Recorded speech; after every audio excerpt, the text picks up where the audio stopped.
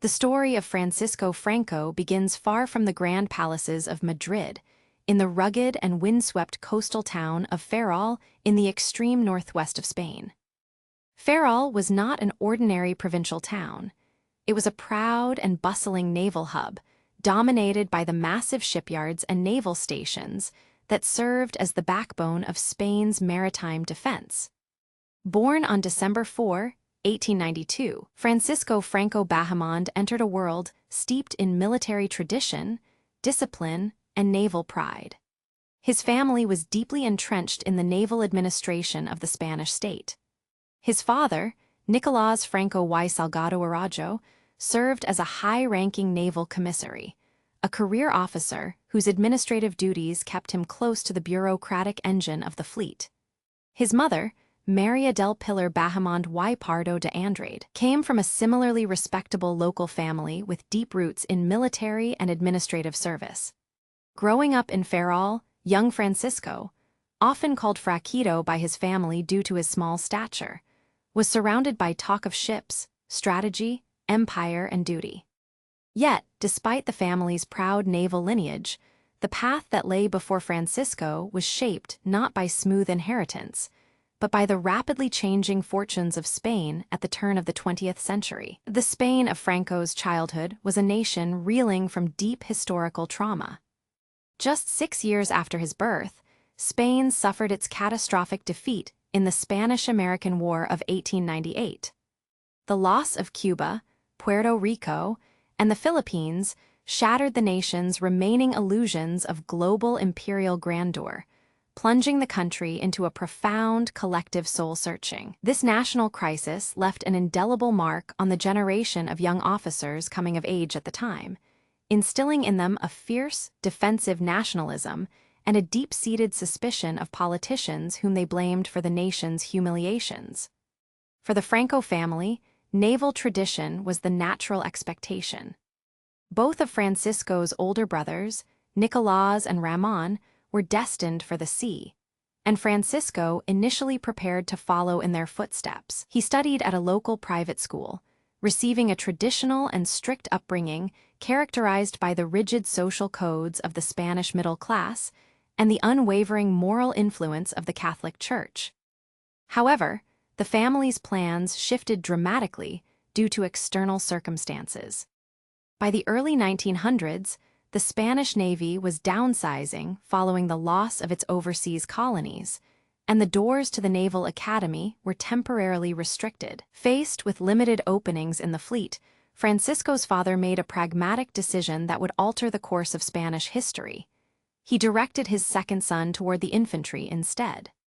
In 1907, at the tender age of 14, Francisco Franco packed his belongings and left his coastal hometown for the historic city of Toledo. There, nestled within the imposing medieval walls, stood the Infantry Academy, located in the legendary Alcázar. The academy was a crucible of military discipline, physical endurance, and institutional conservatism. Life inside the stone fortress was harsh and unforgiving. Cadets were subjected to grueling schedules, rigorous physical drills, endless hours of tactical study, and an unyielding code of honor that brooked no dissent. For a young man who was notably short in stature, soft-spoken, and reserved, adapting to this brutal environment required immense resolve. Franco did not stand out as a charismatic leader or a brilliant intellectual during his early academy years. Instead, he survived and gradually excelled through sheer persistence, meticulous attention to detail, and absolute obedience to authority. He was quiet, cautious, and kept mostly to himself, earning a reputation among his peers as a serious cadet who took every regulation to heart. While other young officers sought distraction in the social life of Toledo or engaged in political debates, Franco focused entirely on his studies and military manuals.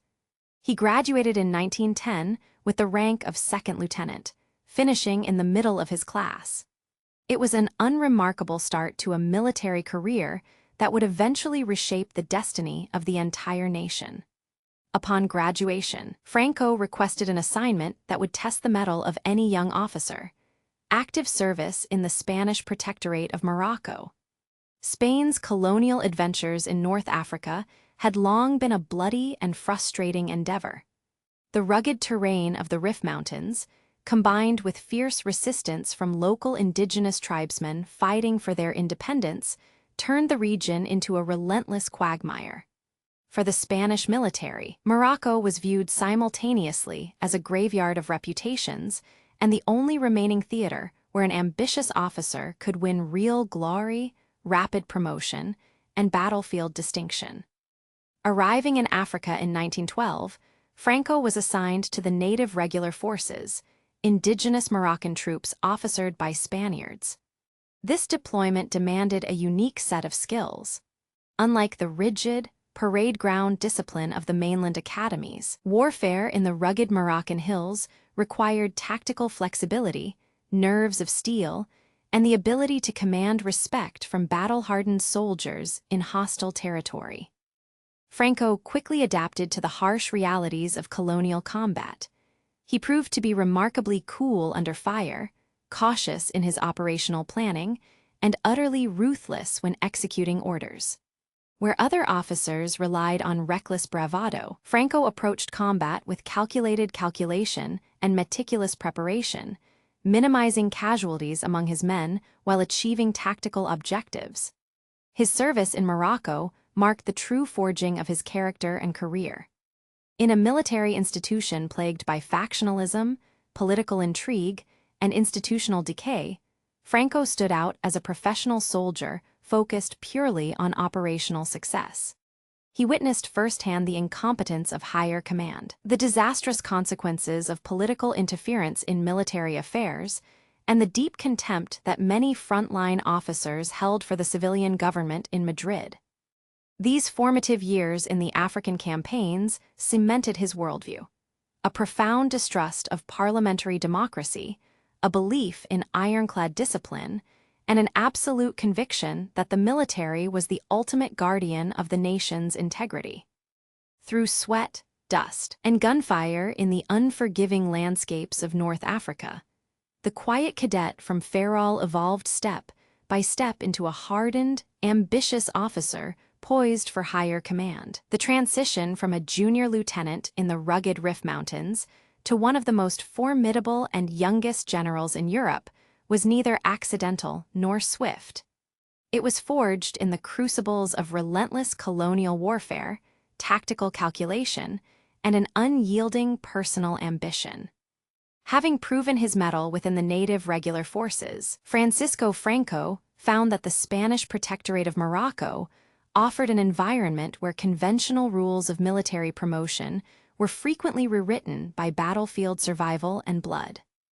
While the mainland military establishment stagnated under the weight of political patronage, bureaucratic inertia, and ideological friction, the Army of Africa operated as a separate, distinct entity. It was an elite, battle-hardened vanguard that viewed itself as the true soul of Spain, unsullied by the perceived corruption of civilian parliamentary politics in Madrid. By the early 1920s, the Rif War had intensified into a critical national obsession for Spain. The indigenous Rifian tribes, brilliantly united and led by the astute military strategist Abd el-Krim, presented an existential threat to Spanish colonial ambitions. Previous Spanish commanders had repeatedly underestimated the resilience and terrain mastery of the Berber fighters, leading to catastrophic setbacks. For an ambitious officer like Franco, these volatile conditions presented an unprecedented career trajectory. He distinguished himself through a combination of meticulous tactical preparation and calculated personal bravery. Unlike many of his peers who sought glory through reckless, theatrical charges that often ended in disaster, Franco approached warfare with a cold, analytical precision. He studied enemy positions, ensured supply lines were secure, and demanded absolute obedience from his subordinates, earning a reputation for operational reliability that caught the attention of senior commanders. A defining turning point in Franco's military career came with the formation of the Spanish Foreign Legion, modeled closely on the legendary French Foreign Legion. Established in 1920 by charismatic and ruthless officers like Milan Astray, the Legion was designed to absorb society's rougher elements: convicts, adventurers, social outcasts, and mercenaries, and forge them into an unstoppable shock force. Franco was appointed as a commander within this newly minted unit, serving as second-in-command under Milan Astray. This assignment placed him directly at the sharp edge of the North African conflict. The legionnaires were expected to fight without fear, quarter, or hesitation, and their deployment into the most dangerous sectors of the Moroccan front line transformed the tactical landscape of the war. Franco embraced the harsh ethos of the Legion, instilling a brutal yet effective discipline that turned hardened criminals and desperate men into fiercely loyal soldiers. Commanding men in the Foreign Legion required a unique blend of psychological dominance and personal leadership. Franco was not a larger-than-life, flamboyant hero who inspired troops with rousing speeches or theatrical gestures. He was thin, soft-spoken, and remarkably reserved, often maintaining a cold emotional distance from the men he led. Yet, his troops respected him for his undeniable physical courage and his meticulous avoidance of unnecessary risks that did not serve a strategic purpose.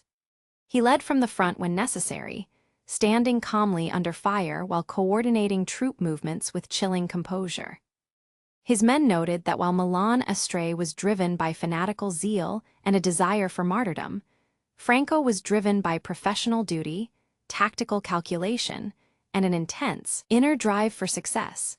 This stark contrast made Franco appear uniquely reliable to the military high command, who saw in him an officer who could achieve objectives without courting chaotic disasters. In October 1921, Franco faced a personal and professional trial by fire during the heavy fighting around Albiats in the Protectorate.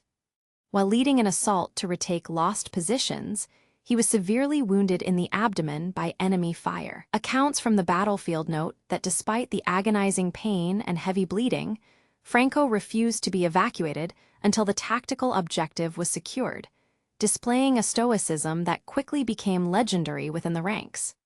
This brush with death could have ended his career or claimed his life. Instead, it cemented his status as a heroic figure within the Africanist faction. The wound earned him rapid promotion and widespread recognition, elevating his profile far beyond ordinary regimental circles. Recovery did not slow his momentum for long. By 1923, Franco's star continued to rise as he was promoted to lieutenant colonel and given full command of the 4th Flag of the Spanish Foreign Legion. His tactical acumen was further tested during the complex and hazardous military operations that followed the disastrous annual disaster of 1921, an event that had deeply traumatized the Spanish national consciousness by resulting in the deaths of thousands of soldiers. The military leadership was desperate to restore national honor and avenge the defeat, placing immense pressure on field commanders to turn the tide. Franco responded by executing a series of calculated operations aimed at pacifying rebellious tribes and securing vital communication routes across the unforgiving terrain. His crowning achievement in the African campaigns arrived in 1925 with the Al Hoceima landing, a daring amphibious operation that is widely considered a historical milestone in modern military strategy. Conceived as a joint operation between Spanish and French forces, the landing involved transporting thousands of troops across the sea to strike directly at the heartland of Abd el-Krim's rebellion in the Bay of Al Hoceima. Franco played a pivotal role in planning and executing the amphibious assault, coordinating naval gunfire support with infantry landings under heavy enemy fire from surrounding cliffs. The success of the Al Hoceima landing broke the back of the Rif resistance, altering the strategic balance of the war and bringing a definitive end to the protracted colonial quagmire that had drained Spain's resources for decades. For his instrumental role in securing victory in Morocco, King Alfonso Roman XIII bestowed upon Franco one of Spain's highest military honors and approved his promotion to brigadier general in 1926. At just 33 years of age, Francisco Franco became the youngest general in Spain and one of the youngest in all of Europe.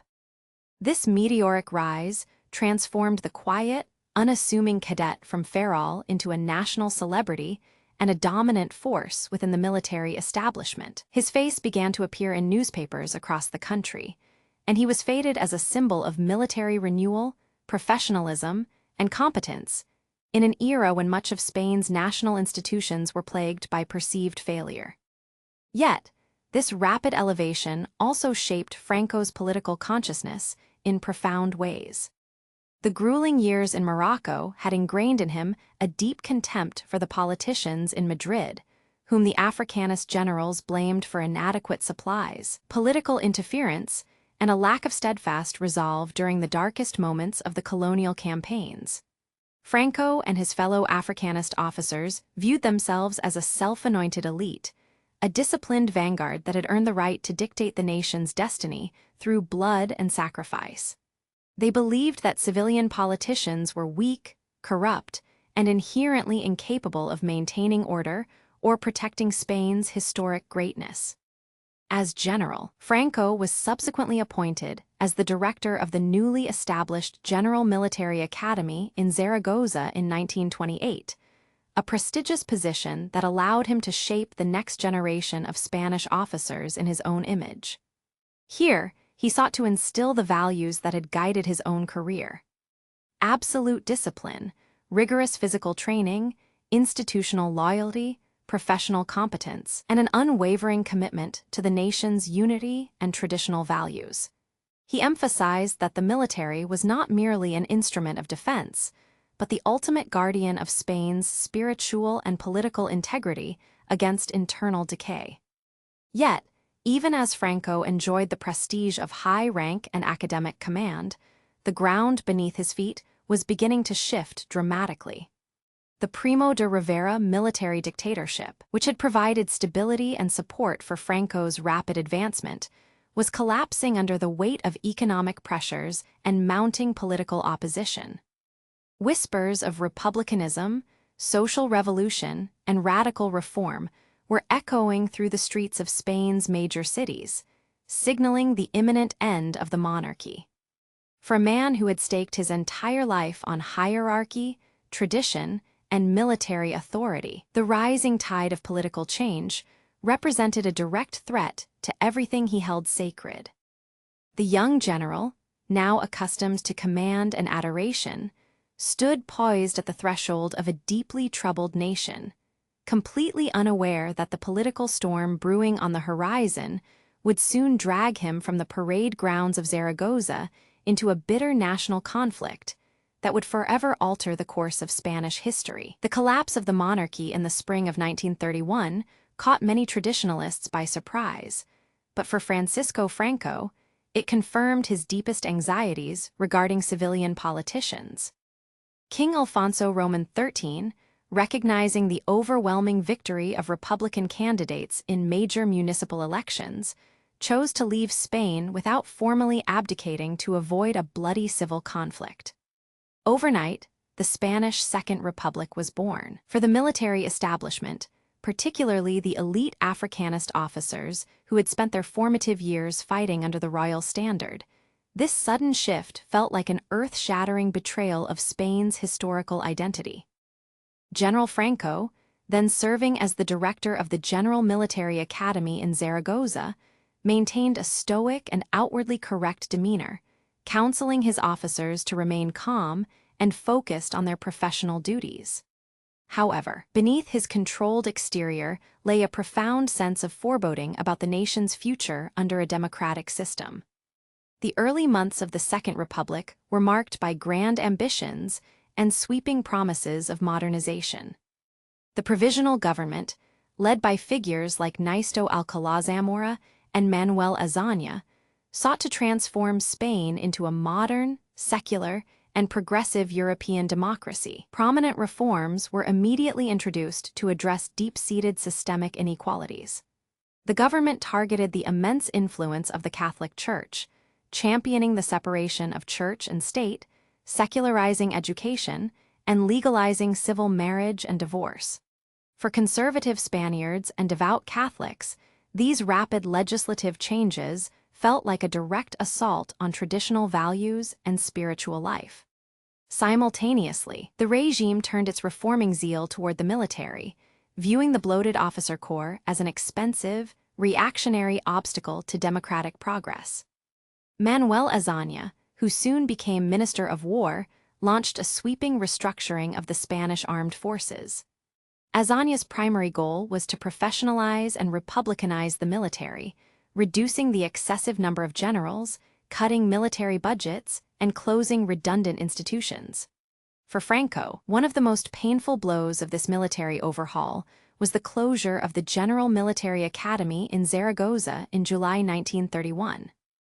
The academy, which Franco had nurtured with immense pride as a training ground for loyal, disciplined officers, was abruptly shut down by ministerial decree. In his final address to the cadets before the gates were locked, Franco urged them to maintain their dignity, discipline, and love for country, emphasizing that loyalty to the fatherland transcended temporary political regimes.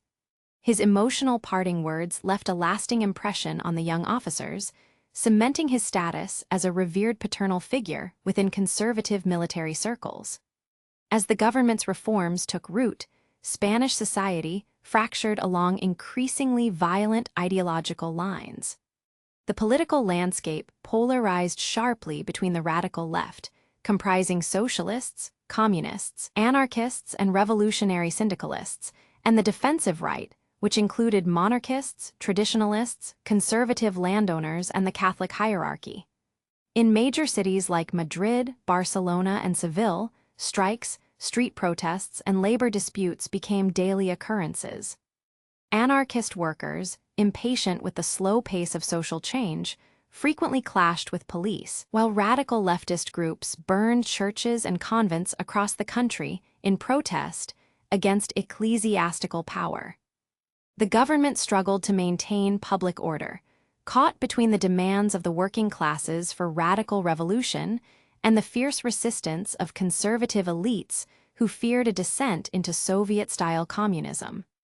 During this turbulent period, Franco found himself temporarily sidelined by a suspicious government that viewed him and his fellow Africanists with deep distrust. He was transferred to command an infantry brigade in A Coruña and later posted to the Balearic Islands as military commander of Mallorca.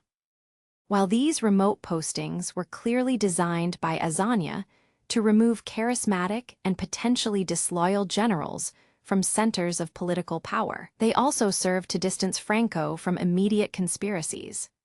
Yet, isolation only deepened his conviction that the Republic was steering Spain toward total chaos. He watched from afar as the government grappled with separatist movements in Catalonia and the Basque Country, rural land reform crises, and continuous labor unrest that severely strained the state's authority. The political pendulum swung violently to the right with the national elections of November 1933, which brought a conservative coalition to power, initiating what the left termed the Bienio Negro, or the Black 2 Years. Led by Alejandro Lerroux and heavily influenced by José María Gil Robles and his SETA party, the new government set out to dismantle or suspend many of the radical reforms enacted by the previous leftist administration. Land reform was halted, church subsidies were restored, and detained military officers who had participated in earlier conspiracies were amnestied. For the working class and the socialist movement, this rollback of reforms was viewed as an intolerable betrayal that threatened to usher in fascism through legal means. Tensions mounted steadily as labor unions prepared for a final, decisive confrontation with the conservative state. The breaking point arrived in October 1934, when the entry of conservative SETA ministers into the government sparked a massive revolutionary uprising across Spain. The insurrection was most severe in the northern mining region of Asturias, where armed miners seized control of towns, established a revolutionary commune, and engaged in fierce, bloody combat with security forces. In Catalonia, regional leaders declared a separate Catalan state within a federal Spanish republic. The government in Madrid faced an existential crisis that required immediate, decisive military intervention. Prime Minister Lerroux turned to the most reliable and ruthless instrument at the state's disposal, the Army of Africa, and by extension, General Francisco Franco. Though Franco was not the overall commander of the operations, he was brought into the Central Military Command in Madrid as an advisor to coordinate the suppression of the revolutionary movements. Recognizing the extreme gravity of the situation, Franco advocated for an overwhelming, uncompromising use of military force to crush the insurrection swiftly and prevent the total dissolution of the state. Under his operational guidance, seasoned troops, including units of the Spanish Foreign Legion and Moroccan regulars, were deployed to Asturias to break the miners' resistance. The fighting was intensely brutal, characterized by house-to-house combat, heavy artillery bombardments, and significant casualties on both sides. After nearly 2 weeks of relentless warfare, the Asturian commune was crushed, and the Catalan rebellion was suppressed. The brutal suppression of the October 1934 revolution profoundly transformed Franco's standing within the nation. To the political left, he was now seen as the merciless butcher of the working class, a cold executioner who embodied the violent oppression of the military and the wealthy elites. To the conservative right, however, Franco was hailed as the savior of Spain, a resolute military leader who had stood firm against the red tide of anarchy and communism. This stark divergence in public perception solidified his reputation as a man of iron will who would not hesitate to use lethal force to restore order. The experience also convinced Franco that the survival of Spain depended entirely on absolute authority, rigid discipline, and the total eradication of revolutionary leftist ideologies from public life. Following the events of late 1934, Franco's career trajectory accelerated once again. In early 1935, the conservative government appointed him as the chief of the General Staff of the Spanish Army. In this high-ranking position, Franco worked systematically behind the scenes to strengthen the military's administrative and operational capabilities, placing trusted conservative officers in key strategic commands and quietly purging suspected left-leaning elements from the ranks. He used his authority to ensure that the military remained prepared for any future national emergency, viewing the armed forces as the ultimate reserve power of the state. He maintained close ties with various political factions on the right, observing with growing alarm as the democratic process continued to tear the fabric of Spanish society apart. By late 1935, the conservative coalition government collapsed amid financial corruption scandals, setting the stage for new general elections in February 1936. Sensing the impending danger of a polarized electorate, Franco attempted to persuade the conservative administration to declare a state of war before the elections to prevent what he feared would be a victory for radical leftist forces. His proposal was rejected by moderate civilian leaders who still clung to constitutional norms, a decision that Franco viewed as fatally naive. When the votes were counted, a broad leftist coalition known as the Popular Front emerged victorious by a narrow margin, uniting socialists, communists, and Republicans under a single banner of radical reform. The victory of the Popular Front unleashed immediate chaos across Spain.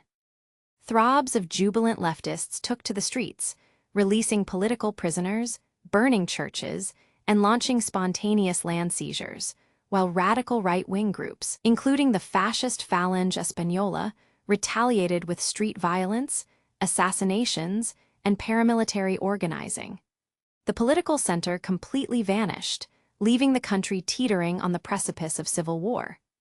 Throughout these tense months, General Franco was quietly marginalized by the new Popular Front government, which reassigned him far away from Madrid to the Canary Islands as military commander. Yet, distance could not sever the web of communication connecting him to his fellow generals. In the humid isolation of the islands, Franco received continuous reports of the escalating breakdown of public order, the assassination of political figures, and the rampant lawlessness gripping the mainland. The nation was bleeding from 1,000 cuts, and as conspiratorial whispers grew louder among the military elite, the quiet general began to realize that the time for passive observation had drawn to a close. The atmosphere of mounting crisis reached its violent apex in July 1936, transforming whispered military conspiracies into open rebellion. For months, senior officers led by General Emilio Mola had been carefully orchestrating a coordinated uprising designed to depose the Popular Front government and rescue Spain from what they perceived as an inevitable descent into communist chaos. General Francisco Franco remained in his virtual exile in the Canary Islands, watching events unfold with intense calculation. Though he shared the conspirators' deep-seated hostility toward the leftist republic, Franco was notoriously cautious, hesitating to commit fully until he was entirely certain of the plot's organizational strength and the backing of key military units, particularly the elite army of Africa stationed across Spanish Morocco. The immediate catalyst that forced the conspirators' hand was the explosive political climate in Madrid. In mid-July 1936, the assassination of Lieutenant José Castillo of the government's assault guards by right-wing extremists provoked immediate, devastating retaliation. The following night, a group of assault guards and leftist police officers arrested José Calvo Sotelo, a prominent monarchist leader and the foremost conservative voice in the courts, and murdered him in cold blood. Calvo Sotelo's assassination sent a shockwave through the nation, convincing conservative elites, military officers, and right-wing politicians that the rule of law had completely collapsed and that immediate action was imperative. The tragic event provided the conspirators with the public justification and emotional urgency they needed to accelerate their timeline. The uprising was initiated in Spanish Morocco on July 17, 1936, when military garrisons seized control of the protectorate with swift and decisive efficiency. The following day, the rebellion spread rapidly to the Spanish mainland, with military commanders declaring states of emergency and attempting to take control of regional capitals and strategic garrisons. For General Franco, participating in the coup required a daring and clandestine journey from the Canary Islands to North Africa to assume command of the legendary colonial troops. A chartered de Havilland Dragon Rapide aircraft, financed by conservative British backers, flew quietly to the islands, allowing Franco to evade government surveillance and take his place at the head of the Africanist forces. On July 18, Franco broadcast a manifesto declaring the military takeover and calling upon all patriotic Spaniards to rally against the government. However, the grand design for a rapid, bloodless coup d'etat quickly encountered severe obstacles. While the military uprising triumphed in parts of northern, western, and southern Spain, it failed completely in crucial political, demographic, and industrial centers such as Madrid, Barcelona, Valencia, and Bilbao. In these major cities, the central government, bolstered by the decisive decision to distribute weapons to trade unions, socialist militias, and working-class organizations, mounted a fierce and determined resistance. Railway workers, factory laborers, and loyal security forces threw up barricades in the streets, overpowering local rebel garrisons and preventing a unified takeover. As the smoke cleared over the divided nation, it became starkly apparent that the military revolt had neither succeeded in overthrowing the government nor been fully suppressed. Spain was violently fractured into two distinct zones, one controlled by the Republican government and its popular militias, and the other held by the nationalist military rebels. This critical failure of a swift coup transformed what was intended to be a routine political intervention into a protracted, brutal, and bitterly contested civil war. General Franco, standing at the vanguard of the Army of Africa, found himself thrust into a central leadership role, steering a military rebellion that would soon engulf the entire nation and fundamentally alter the course of modern European history. As the summer of 1936 burned into autumn, the fractured nation settled into a state of brutal, unyielding conflict. What had begun as a swift military coup against the Second Republic had mutated into a full-scale civil war, dividing towns, families, and ideals. General Francisco Franco, commanding the seasoned troops of the Army of Africa, found himself guiding a nationalist coalition that sought total victory over the democratically elected Republican government. The war for Spain was no longer merely a domestic political dispute. It quickly transformed into an international ideological arena, drawing foreign powers into a bloody preview of the global conflict that would consume Europe just a few years later. The early months of the war were defined by a relentless race for territory and strategic dominance. Franco recognized early on that uniting the scattered nationalist zones and securing a reliable supply line from overseas were absolute priorities. In September 1936, following a critical meeting of nationalist generals at the airfield of Salamanca, Franco was designated as Generalissimo of the national armies and head of state. This consolidation of military authority gave him singular control over the war effort. His immediate operational goal was the relief of the Alcazar of Toledo, a historic fortress where a small garrison of nationalist civil guards and cadets, under the command of Colonel José Moscardo, had been besieged by Republican forces since the outbreak of the war.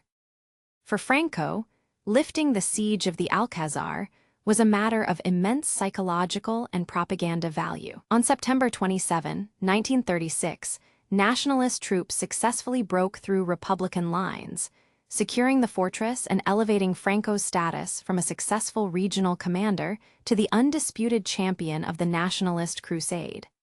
With Toledo secured, Franco turned his formidable military machine toward the ultimate prize: Madrid, the capital of the Republic. Capturing Madrid, Franco believed, would deliver a fatal blow to Republican morale and effectively end the war in a single stroke. Through October and November 1936, nationalist columns advanced steadily up the Tagus Valley toward the capital. By mid-November, heavy fighting reached the western outskirts of Madrid, penetrating the university campus and the Casa de Campo Park.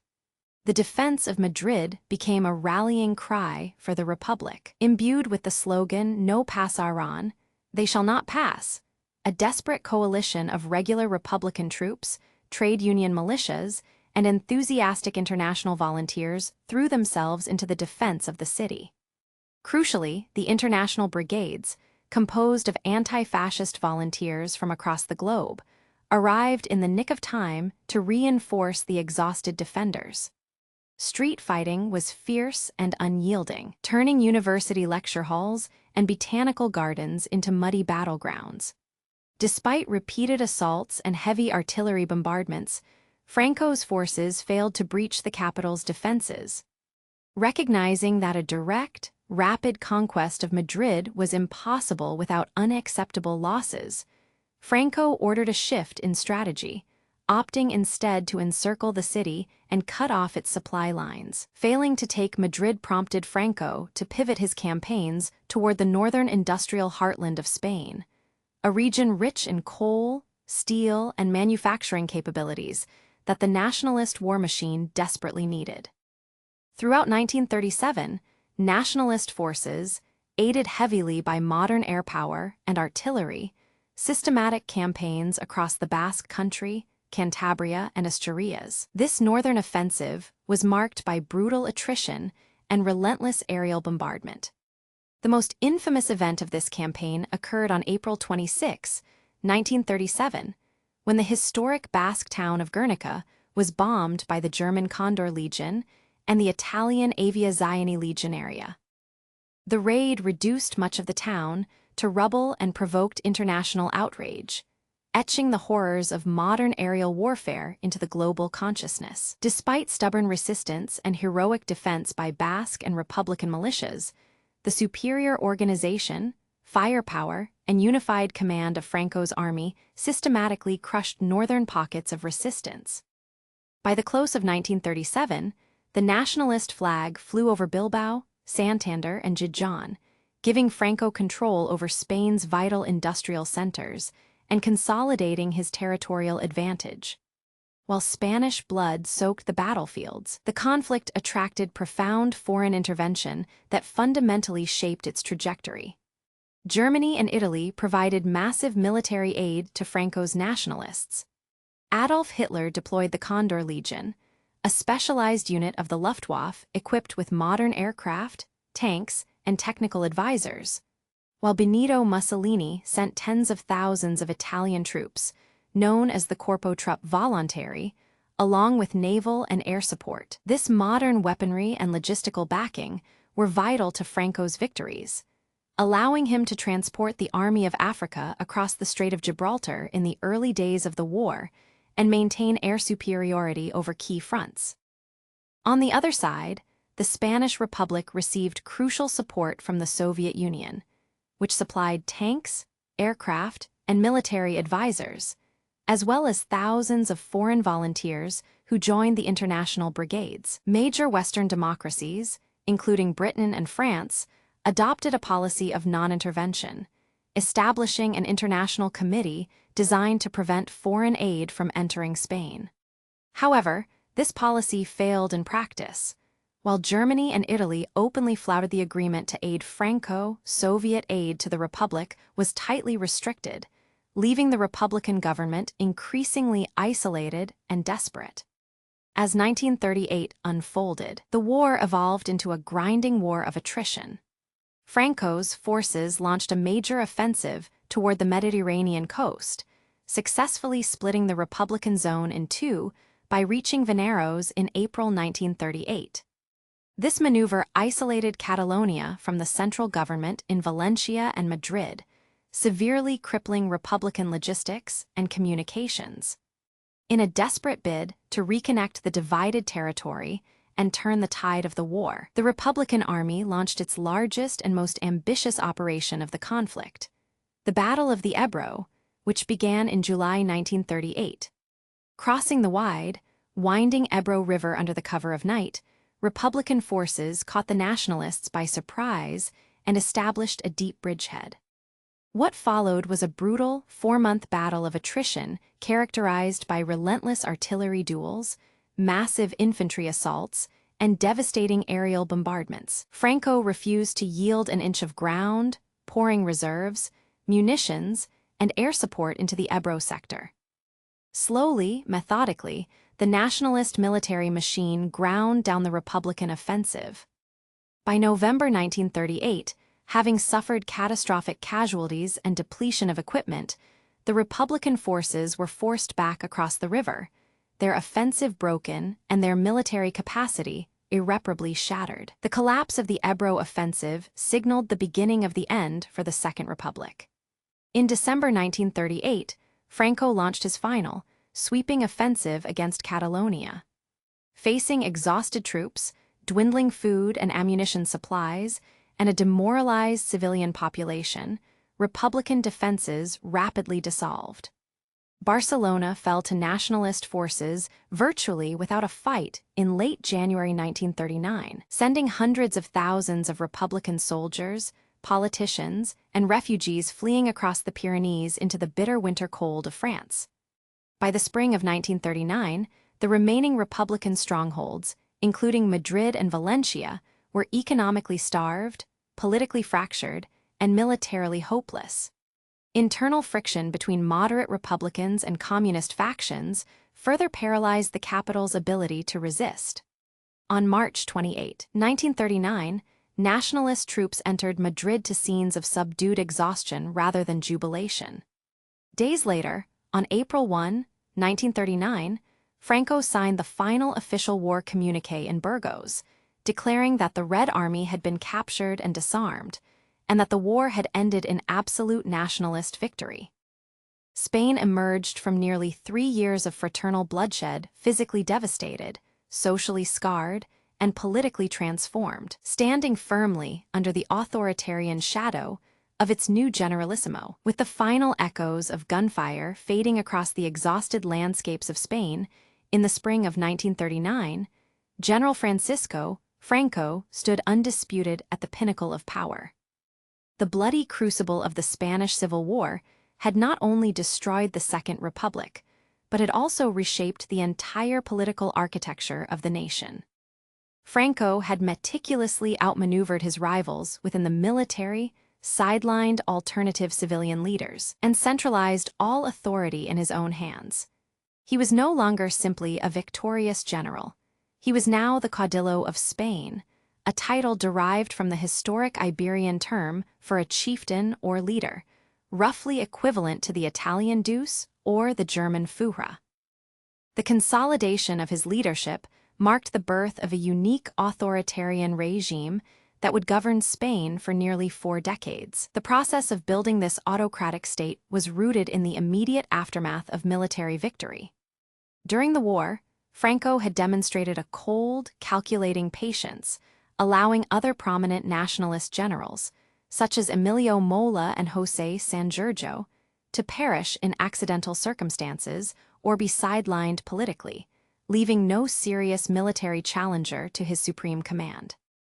In April 1937, through the Unification Decree, Franco forced the disparate factions of the nationalist coalition into a single ruling party, the traditionalist Spanish phalanx, and of the national syndicalist offensive points, commonly known simply as the Falange Española Tradicionalista y de los Jones. By merging the fascist-inspired Falange with the traditionalist Carlists and monarchists, Franco created a monolithic political instrument that he alone controlled. He stripped the Falange of its more radical, revolutionary social programs, turning the party into a docile bureaucratic machine designed to enforce ideological conformity, manage propaganda, and mobilize public support through rallies and mass organizations. At the heart of Franco's political system was a complex ideological blend known as National Catholicism. The regime fused traditional Spanish nationalism with strict, conservative Roman Catholicism. The Catholic Church, which had faced violent persecution and anti-clerical violence during the early years of the Republic and the Revolution, viewed Franco's victory as a divine deliverance. In return for the regime restoring its privileged status, properties, subsidies, and control over the educational system, the Church bestowed profound moral and spiritual legitimacy upon Franco's dictatorship. Bishops and priests frequently invoked divine protection for the Caudillo, framing his rule as a sacred crusade to protect Christian civilization from the perceived threats of communism, liberalism, and atheism. Catholicism became not just a matter of personal faith, but a compulsory pillar of Spanish identity and citizenship. The armed forces, which had launched the 1936 uprising, remained the foundational bedrock of the regime. Army generals and high-ranking officers were rewarded with key ministerial posts, regional governorships, and prominent positions in state administration. Franco understood that maintaining the loyalty of the military was essential to his survival. He balanced the various factions within the armed forces, monarchists, conservative professionals, and ardent fascists, preventing any single group from gaining enough influence to challenge his authority. The military was institutionalized as the ultimate guardian of the state, ensuring that dissent would be met with swift, uncompromising repression. To institutionalize his personal rule further, Franco engineered a series of fundamental laws that functioned as an unwritten constitution. The Labor Fuero of 1938 established state-controlled vertical syndicates that replaced independent trade unions, outlawing strikes and locking workers and employers into state-mandated arbitration designed to prevent class conflict. The law of courts in 1942 created a rubber stamp parliament, the Cortes Españolas, which had no real legislative power and could not challenge the decrees of the executive branch. Its members were selected from the party, the syndicates, local municipalities, and professional bodies. Through these mechanisms, Franco created the facade of legal continuity while retaining absolute autocratic power. Opposition to this new order was treated not as political disagreement, but as high treason against the state. The machinery of repression was swift and brutal. Special military tribunals prosecuted thousands of suspected Republicans, socialists, anarchists, and regional nationalists.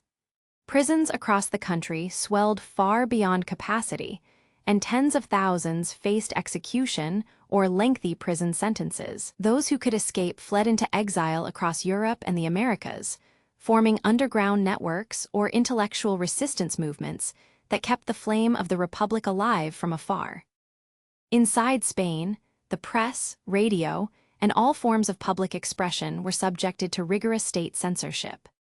Newspapers required government-approved editors, books deemed subversive were banned or burned, and regional languages such as Catalan, Basque, and Galician were strictly prohibited in public administration, education, and official publications in a drive to forge a homogeneous Spanish nation. Despite the harsh political reality, Franco cultivated a careful public image to cement his authority. He established his official residence at the Pardo Palace near Madrid, living a life of guarded routine, punctuality, and deep religious devotion. Unlike Adolf Hitler or Benito Mussolini, who relied on frenzied, theatrical public oratory to whip crowds into a frenzy, Franco projected a calm, paternalistic, and distant persona. He presented himself as the solemn savior of the fatherland, elevated above partisan bickering, and chosen by divine providence to guide Spain safely through a chaotic world. His portraits hung in every classroom, government office, and courtroom across the nation, a constant visual reminder of his omnipresent authority. By the early 1940s, the transformation of Spain was complete. The pluralistic, turbulent democracy of the Second Republic had been thoroughly dismantled and replaced by a rigid, authoritarian corporate state centered entirely around one man. Franco had successfully bound together the military, the Catholic Church, and the single party into a durable ruling coalition. As Europe plunged into the cataclysm of the Second World War, the Caudillo sat securely in Madrid, holding absolute sway over a battered nation that had traded liberty for order, and pluralism for the iron fist of a singular dictator. The guns of the Spanish Civil War had fallen silent, but the machinery of state control was only just beginning its grim and systematic work. As the dust settled over a physically ruined and psychologically fractured country, Francisco Franco and his inner circle faced the monumental task of reshaping Spanish society from its very foundations. The conflict had left hundreds of thousands dead, cities scarred, and the economy crippled. Yet, for the victors, peace did not mean reconciliation or healing. It meant total subjugation and the eradication of everything that the Second Republic had stood for. The nationalist victory was framed by the regime not merely as a military conquest, but as a moral redemption of the fatherland. To secure this new order, the dictatorship unleashed a vast wave of retribution, institutionalized repression, and forced conformity that would define the opening decade of the Francoist state. The immediate aftermath of the war saw the implementation of sweeping political purges designed to root out any remaining elements of opposition. The Law of Political Responsibilities, enacted in 1939, retroactively targeted anyone who had supported the Republican government or opposed the nationalist military uprising dating back years before the war even began. This draconian legislation allowed the state to confiscate the property, assets, and livelihoods of suspected leftists, liberals, Masons, and regional nationalists. Special military tribunals were established across every province, operating with minimal legal safeguards, arbitrary procedures, and predetermined verdicts. Thousands upon thousands of citizens were brought before these courts, where defending oneself was often treated as an exercise in futility. For many, the sentence was swift execution by firing squad. For hundreds of thousands of others, it was long-term imprisonment under appalling, overcrowded conditions in hastily converted castles, monasteries, and improvised jails. Prisons swelled far beyond capacity as the penal system became a cornerstone of the regime's disciplinary strategy. Prominent Republican politicians, union organizers, intellectuals, school teachers, and ordinary citizens who had merely voted for the leftist coalition in 1936 were crammed into cells where disease, malnutrition, and psychological terror were rampant. The regime sought not only to punish its enemies, but to break their spirit entirely.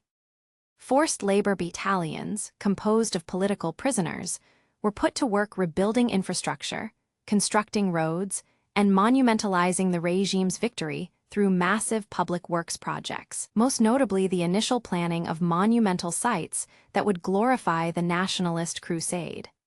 In these labor camps, prisoners endured grueling hours, meager rations, and harsh discipline, serving as a captive workforce that fueled the regime's early reconstruction efforts while being systematically stripped of their human dignity. Beyond imprisonment and execution, the dictatorship launched a comprehensive campaign of cultural and linguistic suppression aimed at forging a strictly uniform Spanish identity. For decades, Spain had been a diverse nation comprising distinct regional cultures and languages, notably in Catalonia, the Basque Country, and Galicia. Under Franco's centralized rule, this diversity was treated as an existential threat to national unity. The public use of Catalan, Basque, and Galician was strictly outlawed. They were banned from schools, universities, official administration, public signage, literature, and even religious ceremonies. Street names were changed to honor nationalist military figures and fallen heroes of the crusade. Books in regional languages, or those deemed politically subversive, were purged from libraries and publicly burned in massive bonfires orchestrated by state censors and zealous regime supporters. Censorship became an omnipresent feature of everyday life in post-war Spain. The National Delegation of Press and Propaganda assumed total control over the dissemination of information, ensuring that every newspaper, magazine, radio broadcast, and book aligned perfectly with the ideological doctrine of national Catholicism and authoritarian nationalism. Editors who failed to toe the line were dismissed or imprisoned, and publications critical of the government or its allies were shut down permanently. Foreign news was heavily filtered, and cultural imports such as foreign films and literature underwent rigorous screening to remove any elements of liberalism, secularism, or individualism. The intellectual life of the country was effectively driven underground or into exile, as many of Spain's finest writers, artists, scientists, and thinkers fled across the borders to escape persecution, scattering across Europe and the Americas. The Catholic Church played a vital role in this massive societal re-education campaign. Having survived severe anti-clerical violence during the Republic, the hierarchy of the Church embraced the Francoist regime as a divine protector. In return for state patronage, the restoration of church property, and generous government subsidies, the clergy actively reinforced the regime's social codes. Religious instruction became compulsory in all schools, and university curricula were purged of secular or progressive thought. Moral conformity was strictly enforced. Women, in particular, were targeted by traditionalist propaganda that sought to reverse the social gains they had made during the Republic. The Phalange's women's organization, the Sección Femenina, led by Franco's sister pillar, indoctrinated young women into roles centered entirely around domesticity, motherhood, and devout religious obedience, discouraging female participation in professional life and higher education. Exile became the tragic fate of a massive segment of Spain's population. Intellectuals, former politicians, artists, and ordinary citizens who feared for their lives crossed the Pyrenees into France or boarded ships bound for Mexico and other Latin American countries. These diaspora communities formed vibrant, yet deeply melancholic networks of resistance, keeping the memory of the Republic alive through publications, political meetings, and cultural organizations. They watched from afar as their homeland was locked behind an ideological iron curtain, waiting for an international turn of events that might one day liberate Spain from the grip of the dictatorship. Inside the country, everyday existence for the ordinary citizen was defined by scarcity, fear, and profound weariness. The physical destruction of the Civil War, compounded by the isolationist economic policies that Franco soon implemented, plunged Spain into a severe economic depression during the 1940s, known colloquially as the Years of Hunger. Basic foodstuffs, fuel, and manufactured goods were strictly rationed through a corrupt and inefficient system of state distribution known as the cartilla de racionamiento. While the black market thrived for those with wealth or connections, the working classes endured severe malnutrition and poverty. Fear of denunciation by neighbors, co-workers, or local authorities stifled public discourse, fostering an atmosphere of mutual suspicion where political loyalty or quiet conformity was essential for survival. Despite the pervasive atmosphere of repression, quiet forms of resistance began to take root beneath the surface of society. In rural areas, remnants of Republican militias took to the mountains as guerrillas, waging a low-level insurgency known as the Maquis, hoping that the defeat of Nazi Germany and Fascist Italy in the Second World War would trigger the collapse of Franco's regime. Although the regime ultimately crushed the guerrilla movement through brutal counterinsurgency operations, these underground efforts demonstrated that the spirit of opposition had not been entirely extinguished. By the end of the 1940s, the domestic architecture of Franco's dictatorship was fully cemented. Through a combination of ruthless military tribunals, comprehensive censorship, forced cultural homogenization, and the ideological backing of the Catholic Church, the regime had successfully atomized civil society and neutralized organized political dissent. Spain was transformed into a disciplined, obedient corporate state where individuality was suppressed in favor of collective submission to the Caudillo. The victory of 1939 had inaugurated an era of profound darkness for millions of Spaniards, establishing a rigid authoritarian order that would withstand the changing tides of international politics and dominate the nation's destiny for decades to come. As the fires of the Second World War engulfed Europe in the autumn of 1939, Spain found itself standing exhausted and bleeding at the sidelines of a continent plunging into catastrophe. Having barely survived 3 years of devastating civil conflict, the nation was in no physical or economic condition to enter a new global war.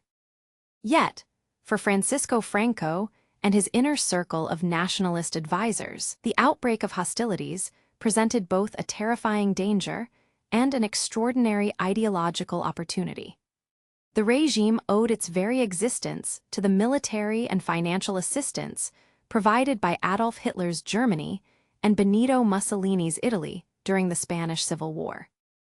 Fascist flags had flown alongside nationalist banners, and German Condor Legion aircraft and Italian troops had bled on Spanish soil to secure Franco's victory. As the German war machine rolled across Poland, Scandinavia, and eventually France in a terrifying display of blitzkrieg, Berlin expected Madrid to repay this historic debt by joining the Axis alliance.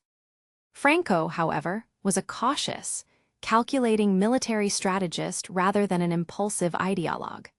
While his personal sympathies and the dominant faction within his single-party state, the Phalange, clearly favored the Axis powers, Franco understood the stark realities of Spain's strategic vulnerability. The country's infrastructure was in ruins, food reserves were critically low, and its military equipment was outdated and depleted. Furthermore, Spain's long Atlantic and Mediterranean coastline left it entirely exposed to the overwhelming naval supremacy of Great Britain. If Spain entered the war on the side of Germany, the British Royal Navy would blockade its ports, cut off essential food imports, and seize the Canary Islands and Spanish possessions in North Africa. More critically, the United States, though still neutral in the opening years of the war, controlled vital oil supplies that Spain desperately needed to keep its fragile society functioning. Franco was determined above all else to preserve his regime and his own absolute power. Plunging Spain into a war it could not win was a risk he was fundamentally unwilling to take. The diplomatic tightrope walk began in earnest in the summer of 1940, following the rapid collapse of France. With German armies occupying Paris and standing directly across the Pyrenees from Spain, Franco's government abandoned its initial stance of strict neutrality and shifted to a policy of non-belligerence. This diplomatic sleight of hand signaled to Berlin that while Spain was not yet formally at war, its ideological sympathies lay squarely with the Axis. In June 1940, Spanish troops took over the international zone of Tangier in North Africa, a move designed to test the waters of territorial expansion.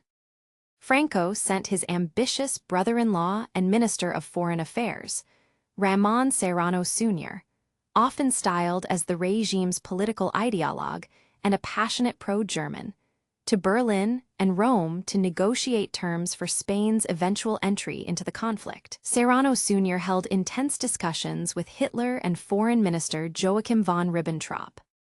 The Spanish regime laid out its price for entering the war: massive shipments of German grain, oil, coal, artillery, and aircraft, alongside vast territorial concessions in French North Africa, including French Morocco, parts of Algeria, and the expansion of Spanish Sahara. Hitler, who was deeply focused on his upcoming plans to invade the Soviet Union and defeat Great Britain, listened to the Spanish demands with mounting impatience.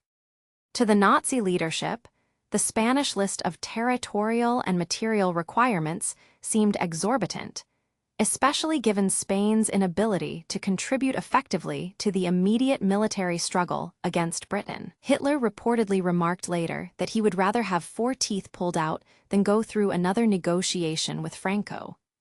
The diplomatic climax of this tense dance occurred on October 23, 1940, in the French border town of Hendaye.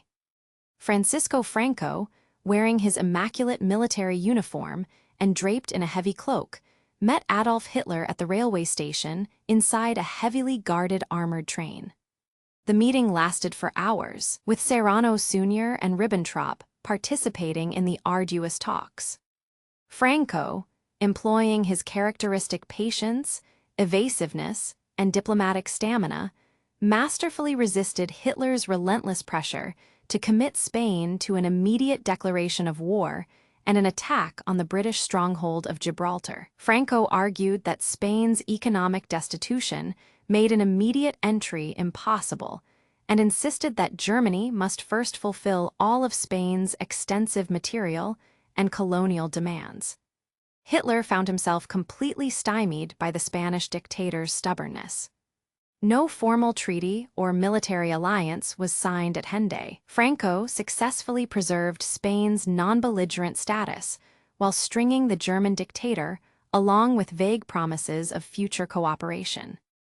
Despite refusing to enter the war as a formal combatant, Franco was eager to demonstrate ideological solidarity with the Axis crusade against Soviet communism, which he viewed as the ultimate mortal enemy of Western civilization. Following the launch of Operation Barbarossa, the German invasion of the Soviet Union in June 1941, the Francoist regime authorized the formation of a volunteer military unit known as the Blue Division, or División Azul.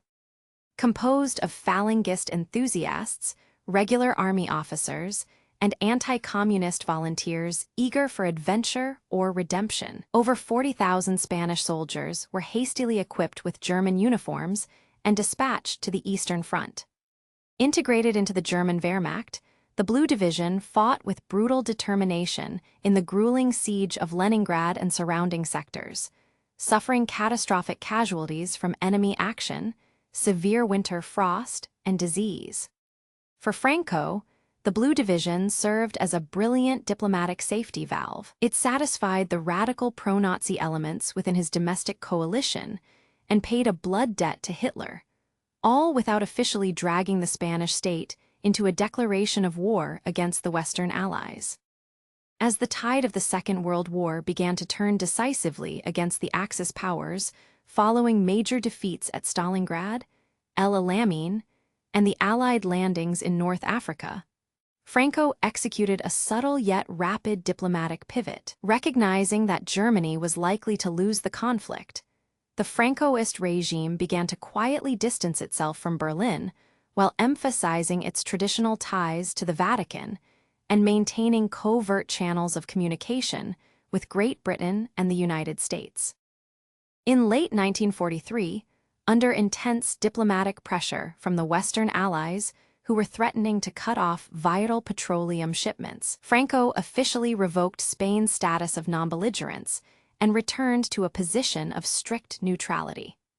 The remaining members of the Blue Division were ordered to withdraw from the Eastern Front, though small groups of die-hard volunteers remained behind under German command until the bitter end in Berlin.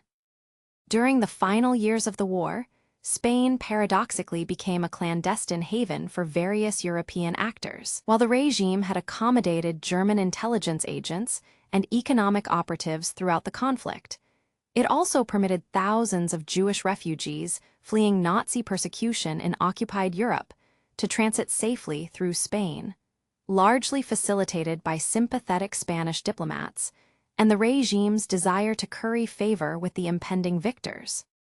At the same time, as Allied victory loomed in 1945, Franco began positioning his dictatorship for the post-war world, attempting to scrub away the most overt fascist aesthetics of the Phalange, and repackaging his government as a Christian, anti-communist bulwark dedicated to internal peace and order. Franco's pragmatic, cold-blooded maneuvering during the Second World War ultimately achieved its primary objective. While millions died across Europe and fascist regimes in Germany and Italy were utterly obliterated in blood and ruin, Francisco Franco successfully kept Spain out of the direct line of fire. He had navigated the most perilous geopolitical crisis of the 20th century through a combination of diplomatic stalling, economic bargaining, ideological posturing, and sheer ruthless opportunism. Yet, this survival came at a steep price. By the time the guns fell silent in Europe in May 1945, Spain found itself diplomatically isolated, morally tainted by its past association with the Axis powers, and economically destitute, abandoned to face a hostile international community that viewed the last surviving dictator of Western Europe with deep suspicion and disdain. As the Second World War came to its devastating end in the spring of 1945, the European continent lay in ruins, its landscape reshaped by total war and the total defeat of fascism. In Berlin, the Nazi regime was obliterated in fire and rubble, while in Italy, Benito Mussolini met a violent and ignominious end at the hands of partisans. Across Europe, the victorious Allied powers, the United States, Great Britain, and the Soviet Union, celebrated the triumph of democracy and communism over the dark forces of totalitarianism. Yet, tucked away in the southwestern corner of the continent, the fascist-inspired dictatorship of Francisco Franco remained standing. Having navigated the global conflagration through strict neutrality, tactical maneuvering, and ruthless self-preservation, Franco had successfully kept Spain out of the direct line of fire. But survival did not mean safety. As the international community began the monumental task of rebuilding a fractured world, Spain found itself cast into a profound and hostile diplomatic isolation, bearing the heavy stigma of its wartime flirtations with the Axis powers. The immediate post-war years were a period of acute peril for the Francoist regime. The democratic victors of World War II viewed the Spanish dictator not as a neutral statesman, but as a surviving remnant of the fascist plague that had just cost tens of millions of lives. In the eyes of the Allies, Franco had risen to power with the direct military intervention of Hitler and Mussolini, had maintained deep economic and political ties with Nazi Germany throughout much of the conflict, and had dispatched the Blue Division to fight alongside the Wehrmacht on the Soviet front. This history could not be easily forgiven or forgotten, particularly by the newly formed United Nations, which was founded on principles of collective security, human rights, and anti-fascism. Consequently, Spain was pointedly excluded from the founding conference of the United Nations in San Francisco in 1945, signaling to Madrid that the international community intended to treat the regime as an untouchable pariah state. The diplomatic ostracism of Spain was swift, comprehensive, and humiliating. In December 1946, the United Nations General Assembly passed a decisive resolution condemning the Francoist government, characterizing it as a regime patterned on fascist models and imposed upon the Spanish people with the help of the Axis powers. The resolution formally recommended that all member nations recall their ambassadors and ministers plenipotentiary from Madrid as an expression of international disapproval. For a proud military dictator who viewed himself as the savior of Spain, this collective rebuke was a bitter pill to swallow. Ambassador after ambassador packed their bags and departed the Spanish capital, leaving behind a diplomatic vacuum. Major Western nations closed their embassies at the highest level, reducing diplomatic representation to low-level chargés d'affaires. Spain was effectively locked out of international treaties, denied membership in emerging global institutions, and treated as a moral and political outcast. The geopolitical isolation imposed from abroad was compounded by an even more devastating domestic crisis: economic destitution. Spain's economy, already shattered by the 3-year trauma of the Spanish Civil War and further strained by the disruptions of the global conflict, now faced a complete cutoff from normal international trade and assistance. The Western Allies instituted a virtual economic quarantine, refusing to grant loans, withholding vital industrial machinery, and restricting commercial exchanges. Furthermore, Spain was deliberately excluded from the American-funded European Recovery Program, famously known as the Marshall Plan, which poured billions of dollars into the rebuilding of war-torn Europe. While France, Italy, and even former enemies like West Germany began to experience a rapid economic revival, fueled by American aid, Spain was left to wither on the vine. Faced with this external hostility, Franco and his economic advisors doubled down on a policy known as autarky, an extreme form of economic self-sufficiency designed to make Spain entirely independent of foreign imports and international markets. The theory behind autarky was seductive to nationalist hardliners.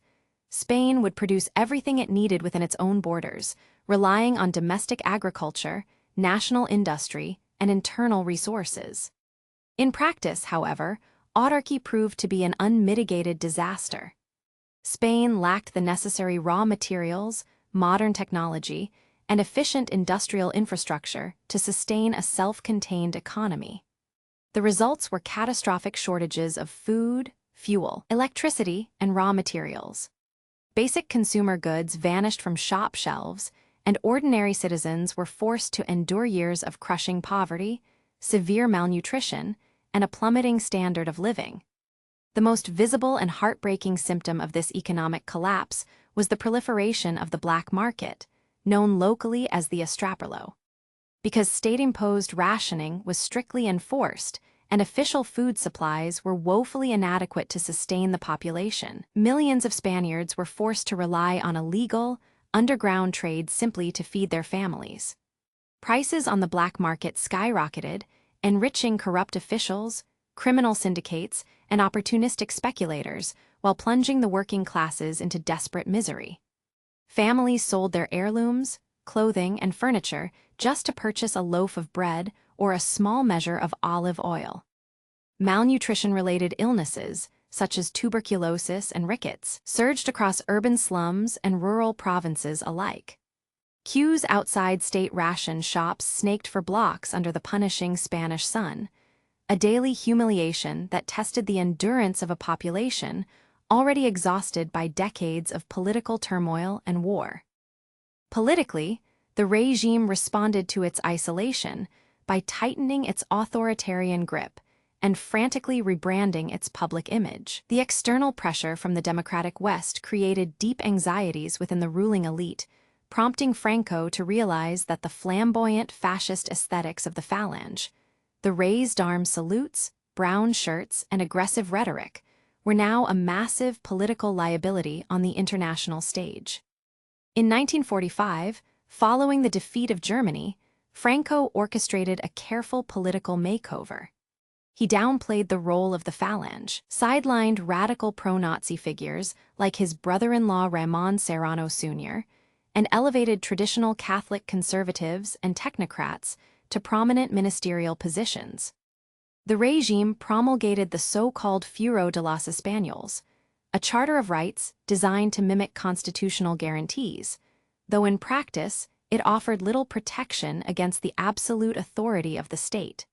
To further appease the Western democracies and the Vatican, Franco consciously projected Spain not as a fascist dictatorship, but as a traditionalist, Catholic, and fiercely anti-communist monarchy in waiting, even though no king occupied the throne.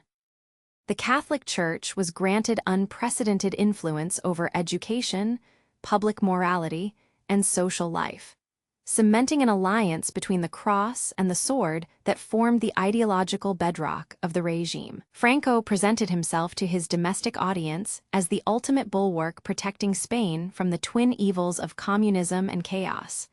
Whenever domestic dissent flared up, such as underground strikes by desperate workers or protests by leftist students, the state met it with swift, brutal repression through the Guardia Civil and the secret police. Political opponents were imprisoned, tortured, or forced into permanent exile, while a suffocating system of state censorship ensured that no criticism of the Caudillo or his policies could ever reach the public press.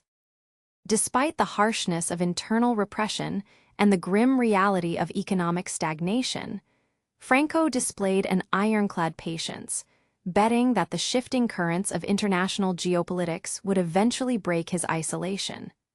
He maintained a calm, impassive demeanor, weathering the storms of United Nations resolutions and diplomatic snubs with the stoicism of a veteran military campaigner.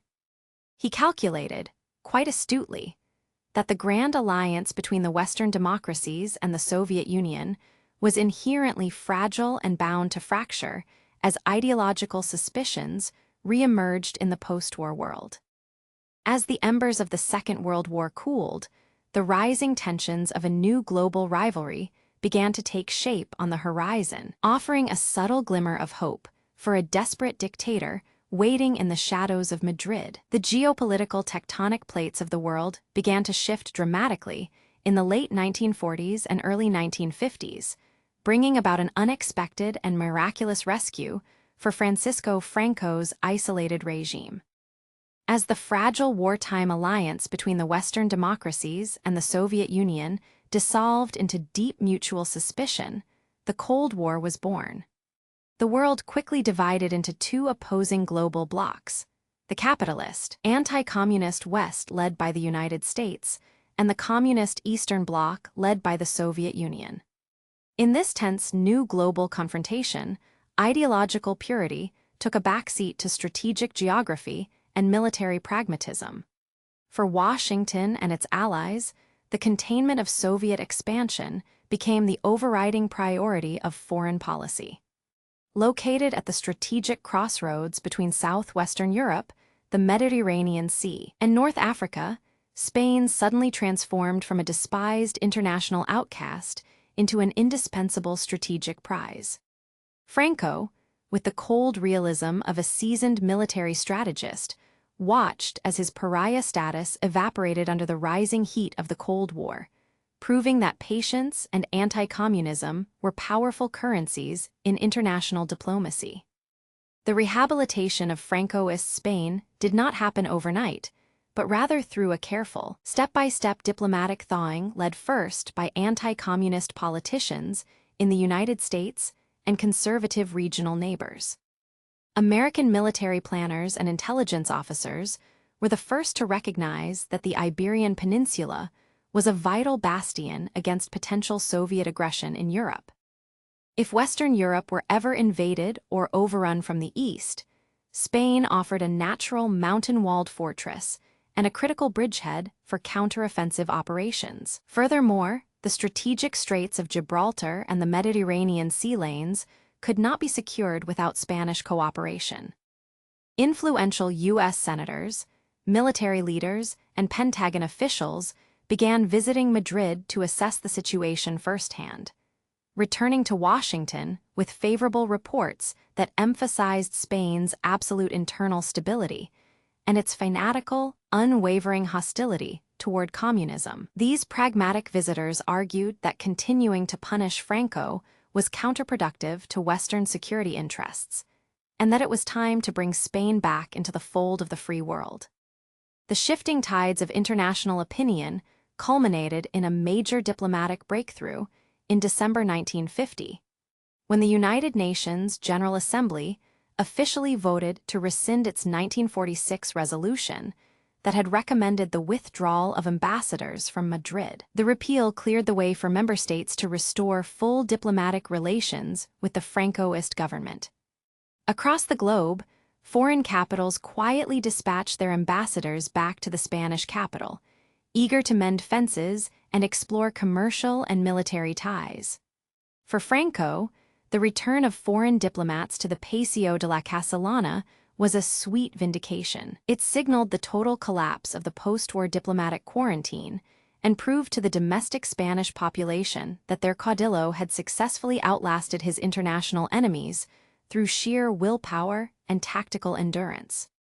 The crowning achievement of this diplomatic reversal was the negotiation and signing of the historic Pact of Madrid in September 1953, a sweeping bilateral agreement between the United States and Spain. Under the terms of the pact, the United States gained vital rights to establish and operate major air and naval bases on Spanish soil, including strategic installations at Torrejón de Ardoz near Madrid, Zaragoza, San Giorgio, and the massive naval and air complex at Rota on the Atlantic coast. In exchange for these crucial military assets, the Eisenhower administration provided Spain with substantial economic aid, modern military equipment, and technical assistance, effectively integrating the Spanish armed forces into the broader Western defense network. While Spain was never formally admitted as a member of the North Atlantic Treaty Organization, due to the lingering objections of European democracies like France and the United Kingdom, the bilateral alliance with the United States achieved the same practical result, binding the Spanish dictatorship securely to the American defense perimeter. The arrival of American dollars, military advisors, and economic aid marked a decisive turning point in Spain's post-war history, breathing new life into a stagnant economy and lifting the country out of its deepest miseries. The infusion of foreign capital helped modernize Spain's backward infrastructure, providing funds for improved roads, communications, and industrial development. Although the strict system of autarky was not dismantled all at once, the military and economic agreements with Washington signaled the beginning of the end for the most restrictive state controls. American cargo ships laden with machinery, fuel, and agricultural goods began arriving regularly at Spanish ports, easing the crushing shortages that had plagued ordinary citizens for over a decade. The infamous black market began to recede, and basic food items became more consistently available in shops and markets across the nation. For Francisco Franco, the alliance with the United States was a masterstroke of political survival. He skillfully used the American partnership to legitimize his authoritarian regime both at home and abroad, presenting himself not as an isolated fascist dictator, but as an honored and trusted ally of the leader of the free world. When President Dwight D. Eisenhower made a historic official visit to Madrid in December 1959, the images of the American president smiling and shaking hands with Franco were broadcast across the globe and splashed across the front pages of Spanish newspapers. That monumental embrace on the tarmac at Barajas Airport was the ultimate symbol of rehabilitation. It demonstrated to every domestic critic, monarchist pretender, and underground dissident that the Francoist regime was firmly anchored in power, blessed by Washington, and impervious to internal challenges. The reintegration into the international community also opened doors for Spain to join other major global organizations, further cementing its diplomatic normalization. During the 1950s, Spain was admitted to specialized United Nations agencies, such as the World Health Organization, UNESCO, and the Food and Agriculture Organization, before finally achieving full membership in the United Nations itself in December 1955. European nations, too, gradually set aside their ideological revulsion in favor of trade and geopolitical stability, welcoming Spanish participation in regional economic and cultural bodies. This steady reintegration marked a profound psychological shift within Spain. The siege mentality that had characterized the difficult post-war years gave way to a cautious sense of normalization, setting the stage for the dramatic economic explosion of the coming decade. The massive injection of American aid and the historic normalization of foreign relations during the 1950s laid the groundwork for the most radical transformation in modern Spanish history. For nearly 2 decades, Francisco Franco's regime had stubbornly clung to a failed system of economic self-sufficiency known as autarky. This rigid policy, born out of wartime isolation, post-war exhaustion, and a deeply ingrained ideological suspicion of free markets, had brought Spain to the brink of ruin. State-controlled prices, severe rationing, heavy bureaucratic intervention, and a desperate shortage of foreign currency had fostered a chronic cycle of scarcity, widespread poverty, and a thriving black market.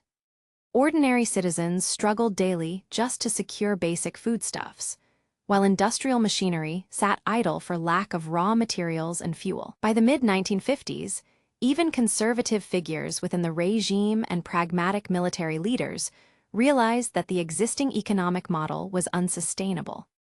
Spain was falling dangerously far behind the rest of Western Europe, where the Marshall Plan and recovering trade networks were fueling an unprecedented post-war economic boom.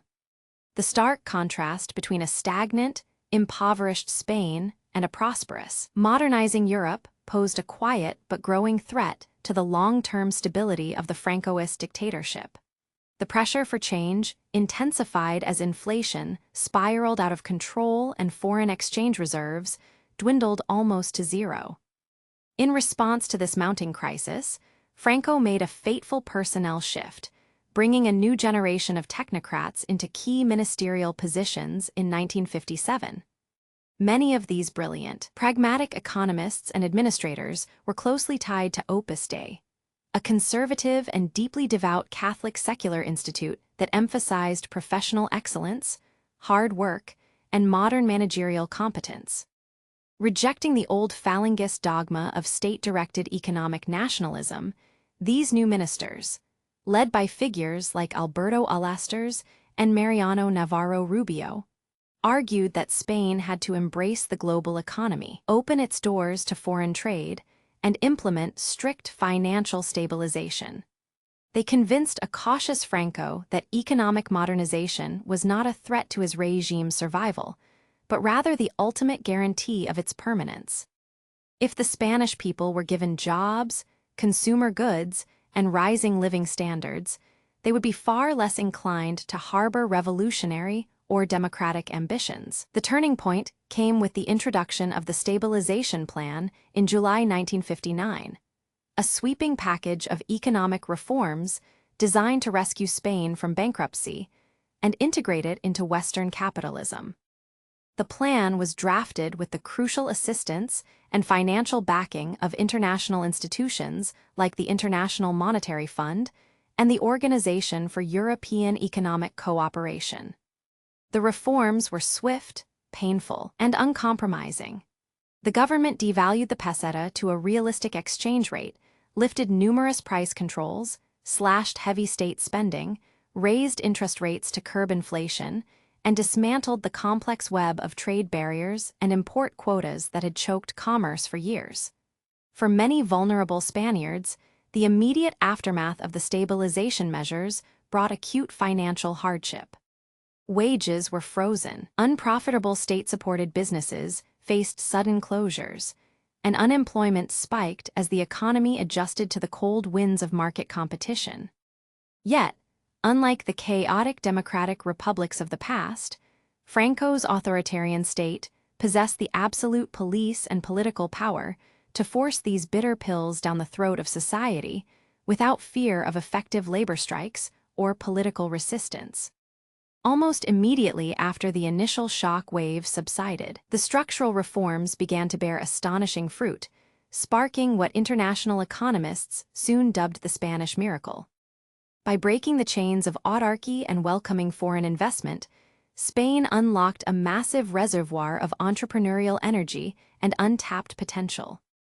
Foreign multinational corporations, attracted by cheap labor, political stability, and a strategic geographic location, rushed to establish manufacturing plants on Spanish soil. Automobile factories, chemical plants, and heavy industrial complexes sprouted up across the country, transforming quiet rural provinces into bustling industrial powerhouses.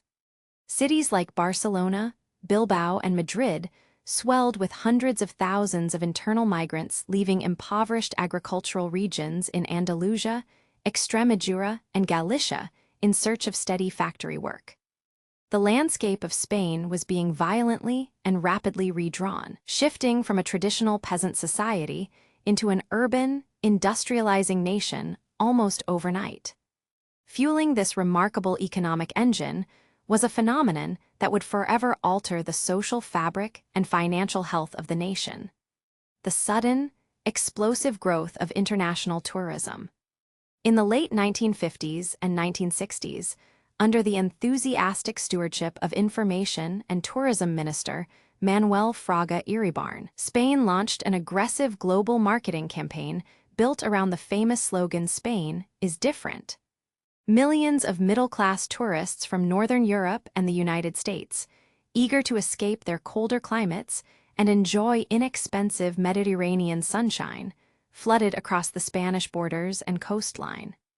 Sleepy fishing villages along the Costa del Sol, the Costa Brava, and the Balearic Islands were rapidly transformed into sprawling resort towns lined with concrete hotels, apartment blocks, restaurants, and entertainment venues. The tourist dollar poured like a torrential river into the Spanish economy, generating vast amounts of foreign currency that easily paid for vital imports of oil, machinery, and raw materials, while creating millions of new service sector jobs. The rapid influx of foreign visitors and capital also triggered a profound cultural revolution that subtly eroded the rigid ideological puritanism of the early Francoist years. Conservative Catholic moralists watched with growing alarm as millions of foreign tourists, wearing bikinis, drinking alcohol openly, and displaying relaxed modern lifestyles, mingled freely with traditional Spanish citizens. Coastal communities and urban centers experienced a loosening of traditional social taboos. Censorship gradually grew more porous in cultural and commercial spheres, and a new consumer culture took root among the rising urban middle class. For the first time in generations, ordinary Spanish families could afford to purchase modern household appliances like refrigerators, washing machines, and televisions. Most iconic of all was the Seat 600 automobile, an affordable small car manufactured under license in Barcelona that became the ultimate symbol of the new Spanish prosperity, allowing working-class families to pack up and take vacation trips for the first time in their lives. Yet, this dazzling economic miracle created a glaring and unstable paradox at the very heart of Franco's Spain. On one hand, the country was modernizing, urbanizing, and enriching itself at a breathtaking pace, drawing closer in lifestyle and material comfort to the advanced democracies of Western Europe. On the other hand, the political system remained tightly shackled to a rigid, authoritarian dictatorship that refused to permit basic democratic freedoms, free trade unions, or genuine political pluralism. Strikes remained strictly illegal, political opposition was driven underground or ruthlessly suppressed by the secret police, and the official state media continued to broadcast relentless propaganda praising the Caudillo and condemning the perils of liberalism.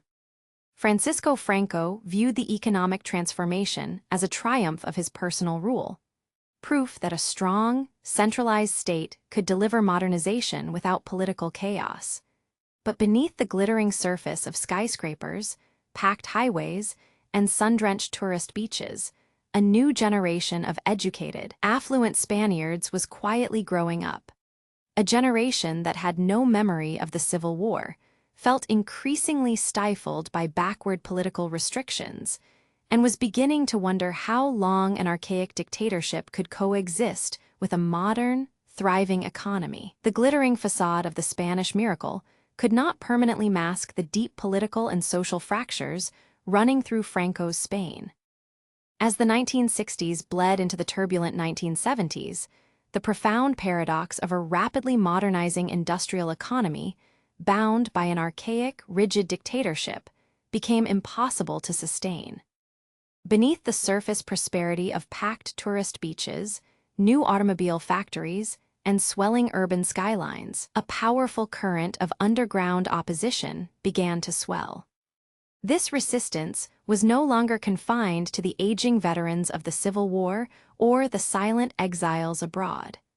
Instead, it was forged by a brand new generation of university students, factory workers, regional nationalists, and progressive intellectuals who had no personal memory of the 1936 conflict and felt utterly suffocated by the heavy ideological censorship and political repression of the regime.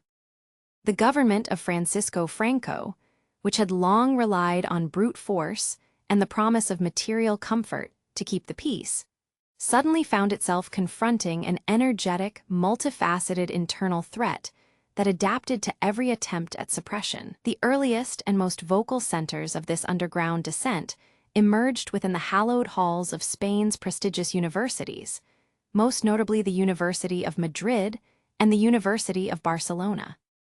Young Spaniards, increasingly exposed to the democratic ideals, radical student movements, and countercultural waves sweeping across Western Europe and the Americas, grew restless under the watchful eye of the Sindicato Español Universitario, the official state-controlled student union.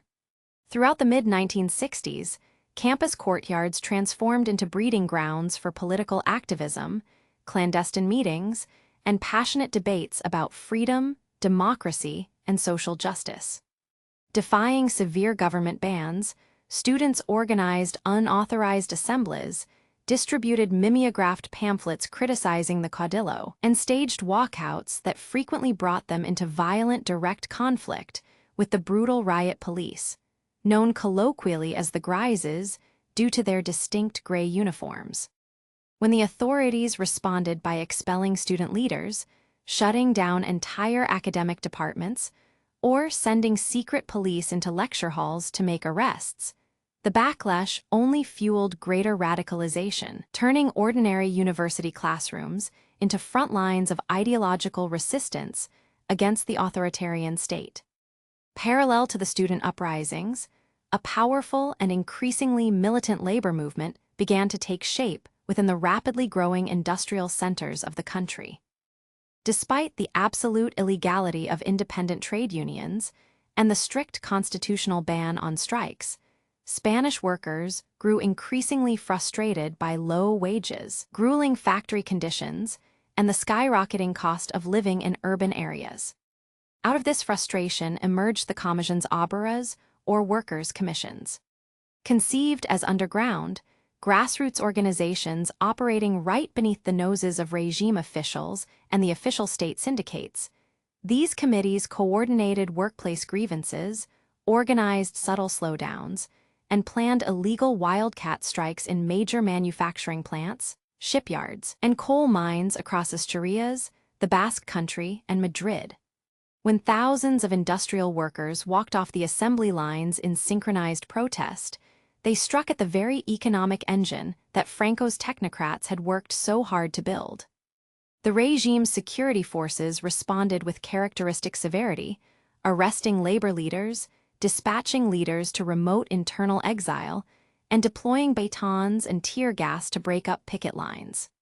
Yet, despite heavy-handed repression, the labor movement proved remarkably resilient, demonstrating that the working class was no longer willing to quietly accept absolute subjugation in exchange for a paycheck. Compounding these social and economic tensions was the explosive revival of regional nationalism, which struck directly at the foundational doctrine of Francoism, the indivisible, hyper-centralized unity of the Spanish state. Under the strict policies of the dictatorship, the public use of regional languages such as Catalan, Basque, and Galician had been harshly banned, and local cultural identities systematically suppressed. By the late 1960s, this heavy-handed homogenization provoked a fierce cultural and political backlash, particularly in the industrialized Basque Country and Catalonia. In the Basque region, resentment against decades of cultural erasure and police harassment fueled not only moderate nationalist revival, often spearheaded by progressive factions within the Catholic Church, but also the birth of violent extremism. A radical splinter group known as ETA, initially formed as an anti-Franco student resistance organization, transformed into a clandestine terrorist organization committed to achieving Basque independence through armed struggle. Their campaign of bombings, targeted assassinations of police officers, and kidnappings plunged the regime into a deep security crisis, prompting the government to declare repeated states of emergency, suspend civil liberties in northern provinces, and execute suspected militants after heavily criticized military tribunals. Intellectuals, writers, artists, and progressive clergymen also played a critical role in eroding the moral authority of the Francoist regime from within. Despite the relentless vigilance of state censors, who meticulously scrubbed newspapers, banned foreign books, and cut scenes from domestic and international films, a vibrant underground cultural counter-establishment flourished in major cities. Secret poetry readings, clandestine film societies, and avant-garde art exhibitions became venues where dissent was whispered and solidarity was forged. Moreover, the cultural landscape was radically altered by a historic shift within the Roman Catholic Church itself. Following the liberalizing reforms of the Second Vatican Council in the 1960s, a younger generation of priests and bishops began to distance themselves from the aging hierarchy that had enthusiastically blessed Franco's crusade in 1936. Across Spain, progressive clergy began to open church basements to shelter striking workers, offer sanctuary to hunted student leaders, and openly criticize police brutality and social inequality from the pulpit. When the regime arrested dissident priests, it sparked international outrage and created a profound moral rift between the Vatican and Madrid, depriving the dictatorship of its most reliable traditional source of absolute moral validation. Faced with this complex web of mounting opposition, Franco's government oscillated between pragmatic adaptation and ruthless crackdowns, struggling to formulate a coherent response to a society that was rapidly outgrowing its political cage. Ministers like Manuel Fraga attempted to project an image of cautious modernization through laws that nominally relaxed press censorship or permitted limited religious tolerance for non-Catholic minorities. But these cosmetic reforms invariably collided with the hardline factions within the military and the phalange, who demanded iron-fisted discipline at all costs. Whenever the pressure from below threatened to boil over, the regime pulled the emergency brake, resorting to mass arrests, extended prison sentences handed down by military courts, and intensified surveillance by the Brigada Politico-Social, the dreaded political police force. Yet, every act of repression only widened the gulf between the aging dictatorship and a modern, aspiring population. By the dawn of the 1970s, it was abundantly clear to both observant foreign diplomats and pragmatic insiders that the underground opposition was no longer a temporary nuisance to be crushed, but an unstoppable tide waiting patiently for the inevitable day when the iron grip of the Caudillo would finally loosen. The relentless drumbeat of underground dissent, labor unrest, and violent political terrorism made it increasingly evident that Franco's Spain was hurtling toward an inevitable historical crossroads.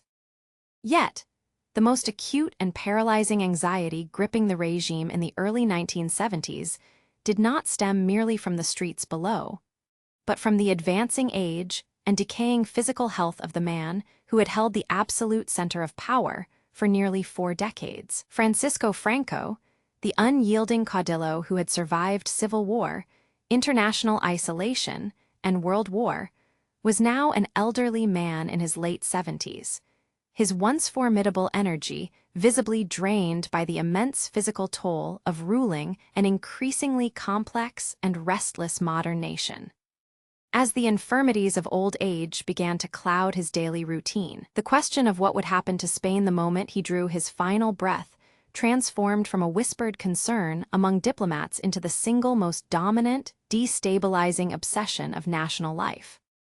The entire political edifice of the regime, its intricate balance of competing factions, its legal structures, and its claim to eternal stability, was entirely anchored to a single human being. When that anchor inevitably failed, the country faced a terrifying institutional void. Within the upper echelons of the regime, the looming succession crisis triggered a silent, bitter internal war between mutually hostile factions, each desperately scheming to shape Spain's future to their own ideological design.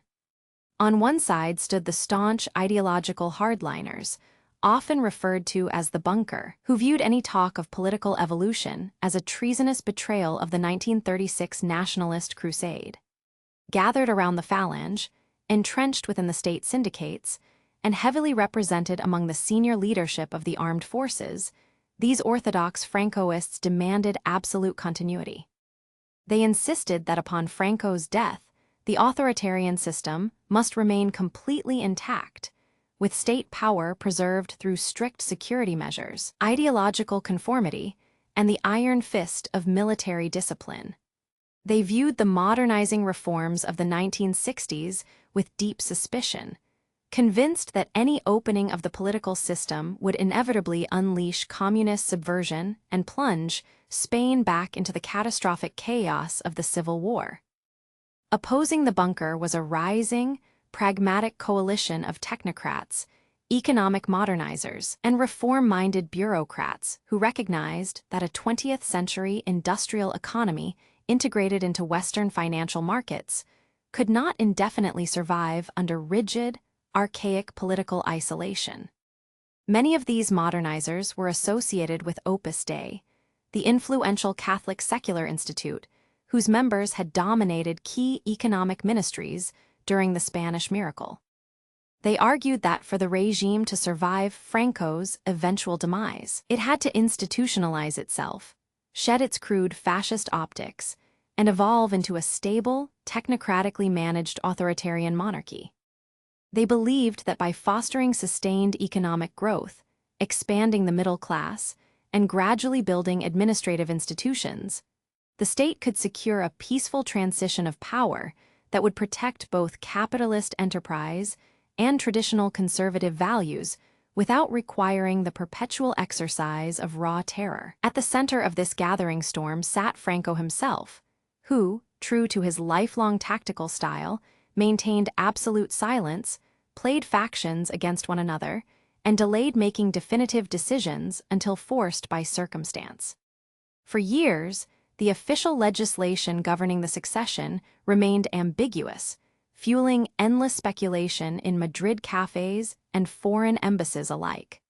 Under the law of succession passed in 1947, Spain was formally declared a kingdom, but the throne remained stubbornly empty, and Franco reserved for himself the exclusive lifelong right to name his successor at a time of his own choosing.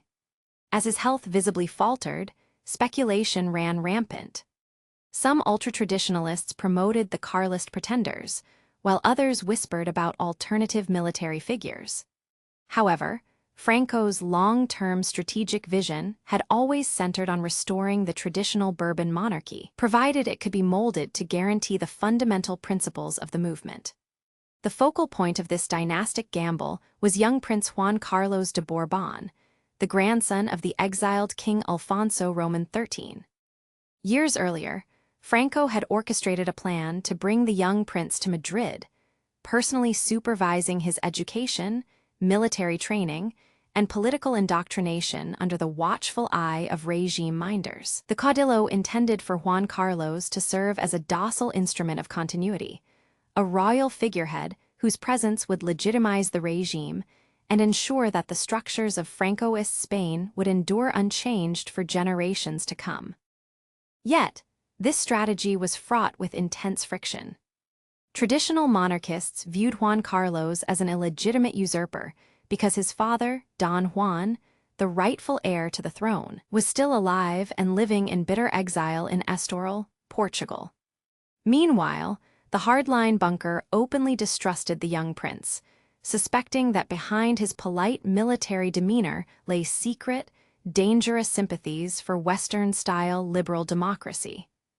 In July 1969, in a carefully stage-managed speech before the courts, Franco finally ended years of agonizing suspense by formally proposing Prince Juan Carlos as his successor to the head of state, with the official title of Prince of Spain.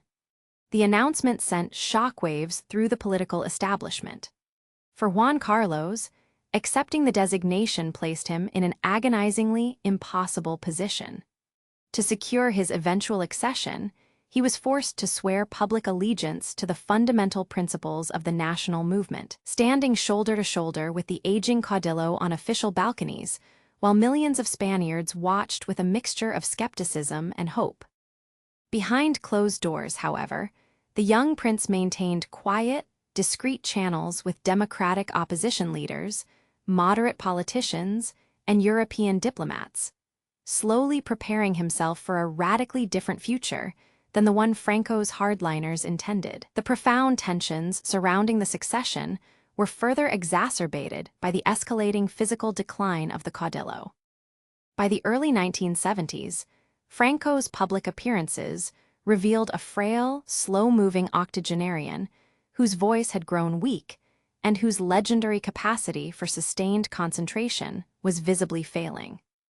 While official state media continued to broadcast reassuring images of a robust leader overseeing cabinet meetings, intelligence reports and leaked medical evaluations painted a starkly different reality. Franco suffered from severe Parkinson's disease, recurring circulatory problems, and profound exhaustion. Realizing that he could no longer shoulder the crushing administrative burdens of daily governance alone, Franco took a historic step in June 1973 by separating the role of prime minister from the head of state, appointing his fiercely loyal and trusted confidant, Admiral Luis Carrero Blanco, to head the government. Carrero Blanco was the undisputed embodiment of the hardline bunker, a fanatical nationalist, deeply pious, and fiercely devoted to Franco's personal ideology. Carrero Blanco's appointment was intended to fortify the regime against any reformist drift and guarantee that the transition of power would occur strictly on the terms of the orthodox military establishment.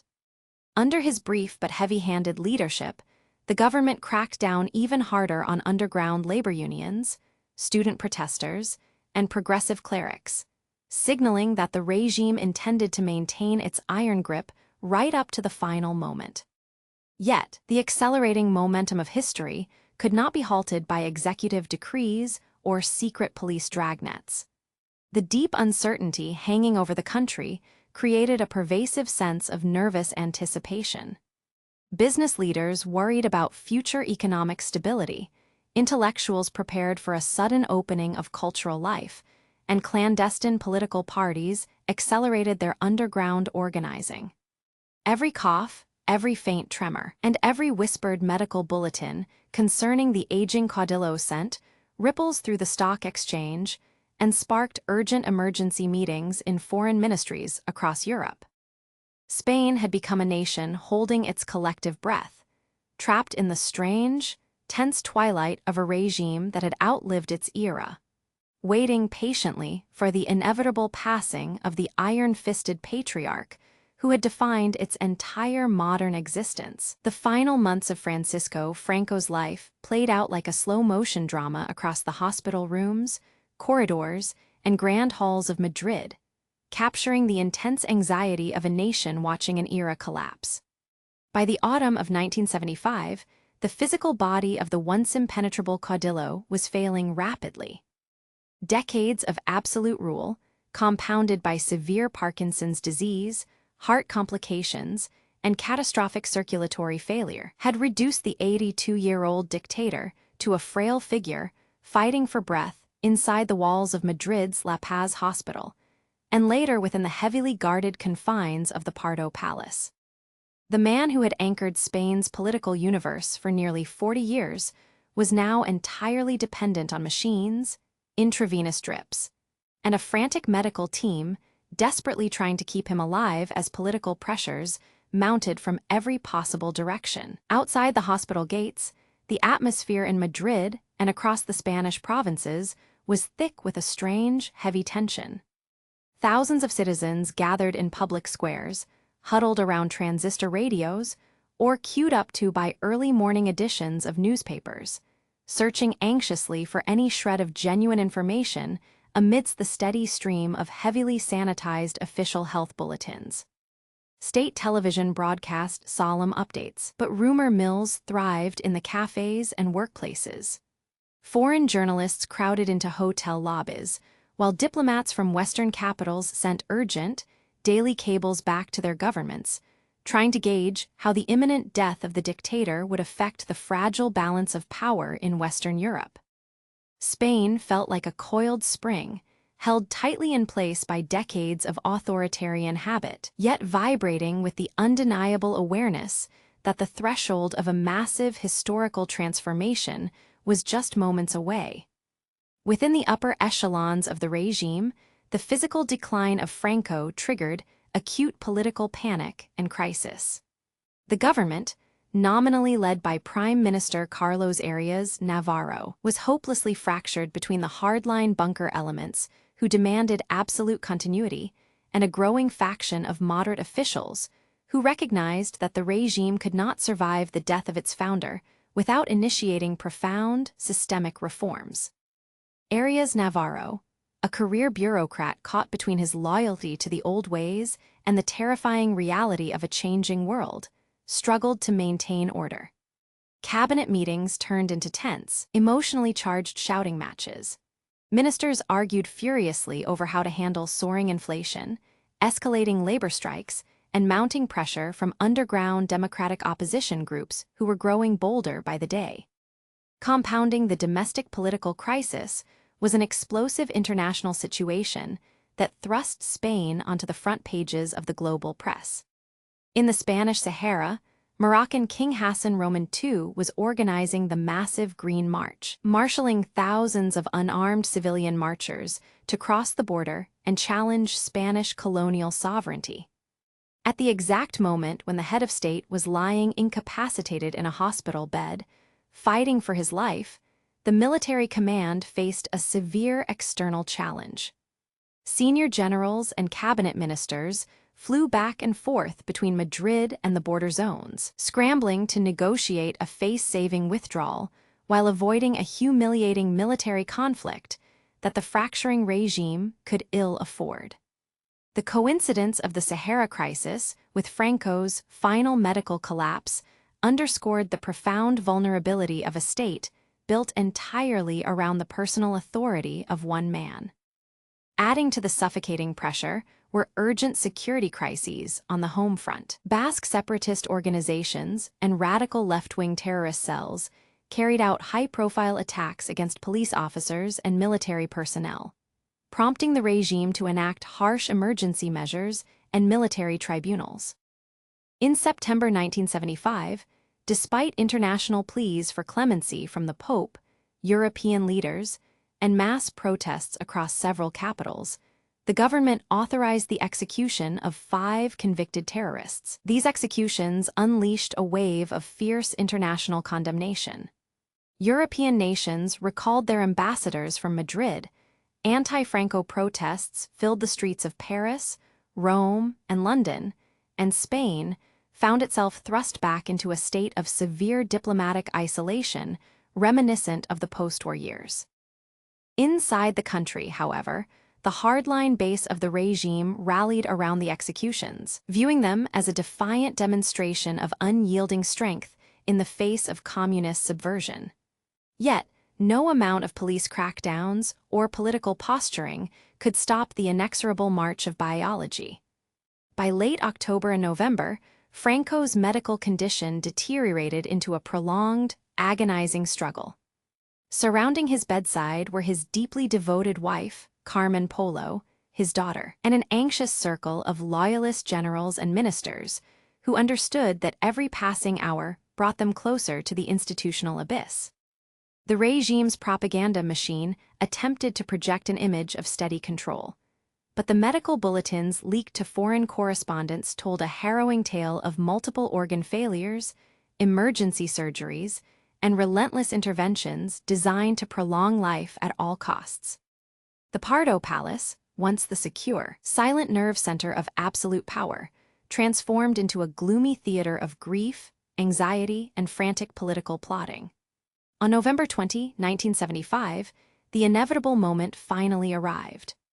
Prime Minister Carlos Arias Navarro appeared on national television, his voice trembling and tears welling in his eyes as he formally announced to the Spanish people that Francisco Franco had died. The broadcast marked the definitive end of the Francoist era. Across the country, reactions were deeply polarized. For the aging veterans of the nationalist crusade, the Phalangists, and those who had prospered under the stability of the dictatorship, it was a moment of profound, genuine mourning. Many wept openly in the streets, viewing the death of the Caudillo as the loss of a national savior. Conversely, for millions of other Spaniards, workers, students, intellectuals, exiles, and underground political activists, the news was greeted with a quiet, palpable sense of immense relief and liberation, a silent acknowledgement that the heavy cloud of authoritarian fear was finally beginning to lift. In the days that followed, an elaborate, state-managed funeral brought hundreds of thousands of mourners past Franco's open casket in the Grand Hall of the Royal Palace in Madrid. People stood in long, winding queues for hours, enduring chilly autumn weather to pay their final respects. Dignitaries from a handful of sympathetic nations attended the solemn ceremonies, while major Western democracies sent lower-level representatives, signaling the cautious distance they intended to keep from the remnants of the regime. The body was subsequently transported to the monumental valley of Cuelgamuros, known as the Valley of the Fallen, where it was entombed beneath a massive basilica carved into the rocky mountainside. As the heavy stone slab settled over Franco's grave, Spain stood collectively at the absolute threshold of history.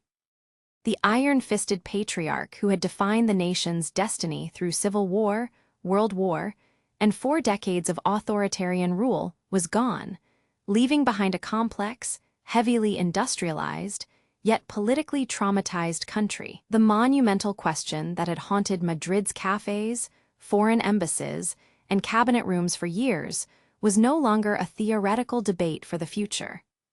The transition had begun.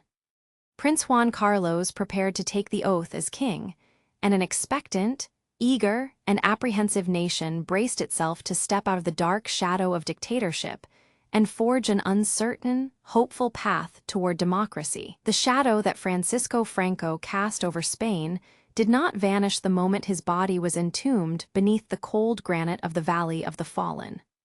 For nearly 4 decades, his authoritarian regime had permeated every facet of Spanish existence, shaping education, culture, the press, and the economy.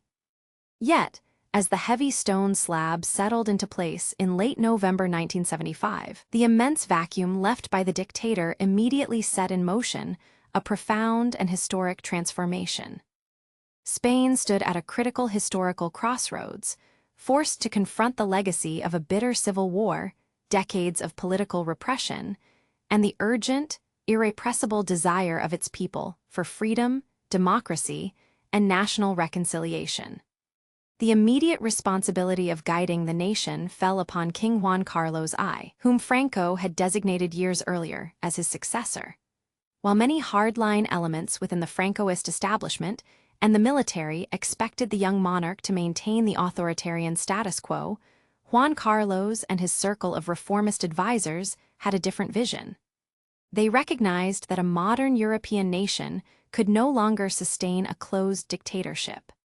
Slowly, deliberately, and with immense political courage, the monarchy began to dismantle the legal and institutional architecture of the Francoist state from within, steering the country away from absolutism and toward a constitutional parliamentary democracy. A crucial milestone in this delicate transition was the passage of the Law for Political Reform in late 1976, which effectively dismantled the old Francoist parliament and paved the way for free, democratic elections. This monumental shift was championed by reformist leaders like Adolfo Suárez, who became prime minister and navigated the treacherous waters between an impatient democratic opposition and nervous, entrenched military commanders who still held the threat of a coup over the fragile state. Political parties that had been banned and hunted down for decades, socialists, communists, regional nationalists, and Christian Democrats, were legalized. Exiles who had fled across Europe and the Americas during the Civil War began returning to their homeland, stepping off trains and planes to a country that felt simultaneously familiar and entirely transformed. The high watermark of this peaceful revolution arrived in June 1977, when millions of Spanish citizens cast their ballots in the country's first free parliamentary elections in over 40 years. Despite lingering fears of violence and the deep psychological scars of the past, the voter turnout was exceptionally high and remarkably peaceful. Spaniards from every walk of life embraced the ballot box as the legitimate instrument of national healing. The election resulted in a pluralistic parliament tasked with drafting a new constitution. Through intense negotiations, compromises, and a shared desire to avoid another catastrophic conflict, political adversaries sat across the table from one another and forged the democratic constitution of 1978, which established Spain as a social and democratic state under the rule of law, anchored by a parliamentary monarchy. Yet, transitioning from a deeply entrenched dictatorship to a modern democracy was fraught with severe dangers and persistent violence. Extremist groups from both ends of the political spectrum sought to derail the reform process. Radical left-wing terrorist organizations and violent Basque separatists continued a campaign of bombings and assassinations targeting police, military officers, and politicians, hoping to provoke a military crackdown. At the same time, hardline factions within the armed forces, the bunker elements nostalgic for the authoritarian discipline of the Franco era, plotted openly against the democratic government. The tension culminated dramatically on February 23, 1981, when a group of armed civil guards burst into the national parliament during a televised session, holding the deputies hostage in an attempted coup d'état. The nation held its breath as tanks rolled into the streets of Valencia. However, the decisive intervention of King Juan Carlos, who appeared on national television in his full military uniform to unequivocally defend the constitutional order and reject the coup, shattered the conspirators' hopes. The rebellion collapsed within hours, proving that Spanish democracy had the resilience to defend itself against its enemies. With the democratic foundations secured, Spain turned its attention toward overcoming the deep emotional and psychological divisions sown by the Franco regime. For years, public discussion of the Civil War and the atrocities committed during the dictatorship had been strictly suppressed or heavily mythologized by state propaganda. As the new democratic society matured, a powerful cultural and political movement emerged to reclaim the memory of the victims. Families sought the locations of unmarked mass graves from the Civil War, historians opened long-classified archives, and the country engaged in a painful, necessary national dialogue about historical responsibility. This period of cultural renaissance, known as La Movida Madrileña, exploded across the streets of Madrid and other major cities, celebrating artistic freedom, sexual liberation, experimentation, and a rejection of the austere, Catholic nationalist morality that had dominated the Franco years. The physical symbols of the dictatorship also became subjects of intense national debate and legislative action. Statues of Franco were gradually removed from public squares across the country. Street names honoring regime figures were changed, and the Falangist monuments were recontextualized or dismantled. Decades into the democratic era, the remains of Francisco Franco himself were finally exhumed from the monumental basilica at the Valley of the Fallen and relocated to a private family cemetery, marking a symbolic closing of a deeply contentious chapter in modern Spanish history and addressing long-standing demands for historical justice and the removal of state honors from a dictator. Looking back across the decades, the shadow of Francisco Franco remains a complex and polarizing presence in Spain's collective memory. To some older generations who lived through the absolute devastation of the 1930s Civil War, the long decades of Francoist rule were often remembered through the lens of domestic stability, economic modernization, and the avoidance of further international conflict. But to the vast majority of contemporary Spaniards, his legacy is defined by the heavy cost of liberty denied. The systematic suppression of political freedom, the chilling enforcement of censorship, the institutionalized persecution of opponents, and the agonizing isolation of a nation cut off from the democratic mainstream of Europe. Ultimately, Spain's successful evolution into a vibrant, progressive, and prosperous European democracy stands as the most profound counterweight to Franco's iron-fisted legacy. The country that spent nearly 40 years locked inside an authoritarian time capsule broke free from its past through compromise, courage, and a collective commitment to a shared future. The shadow left behind by the dictator did not stifle Spain permanently. Instead, it became the dark backdrop against which a modern nation chose to build its freedom, ensuring that the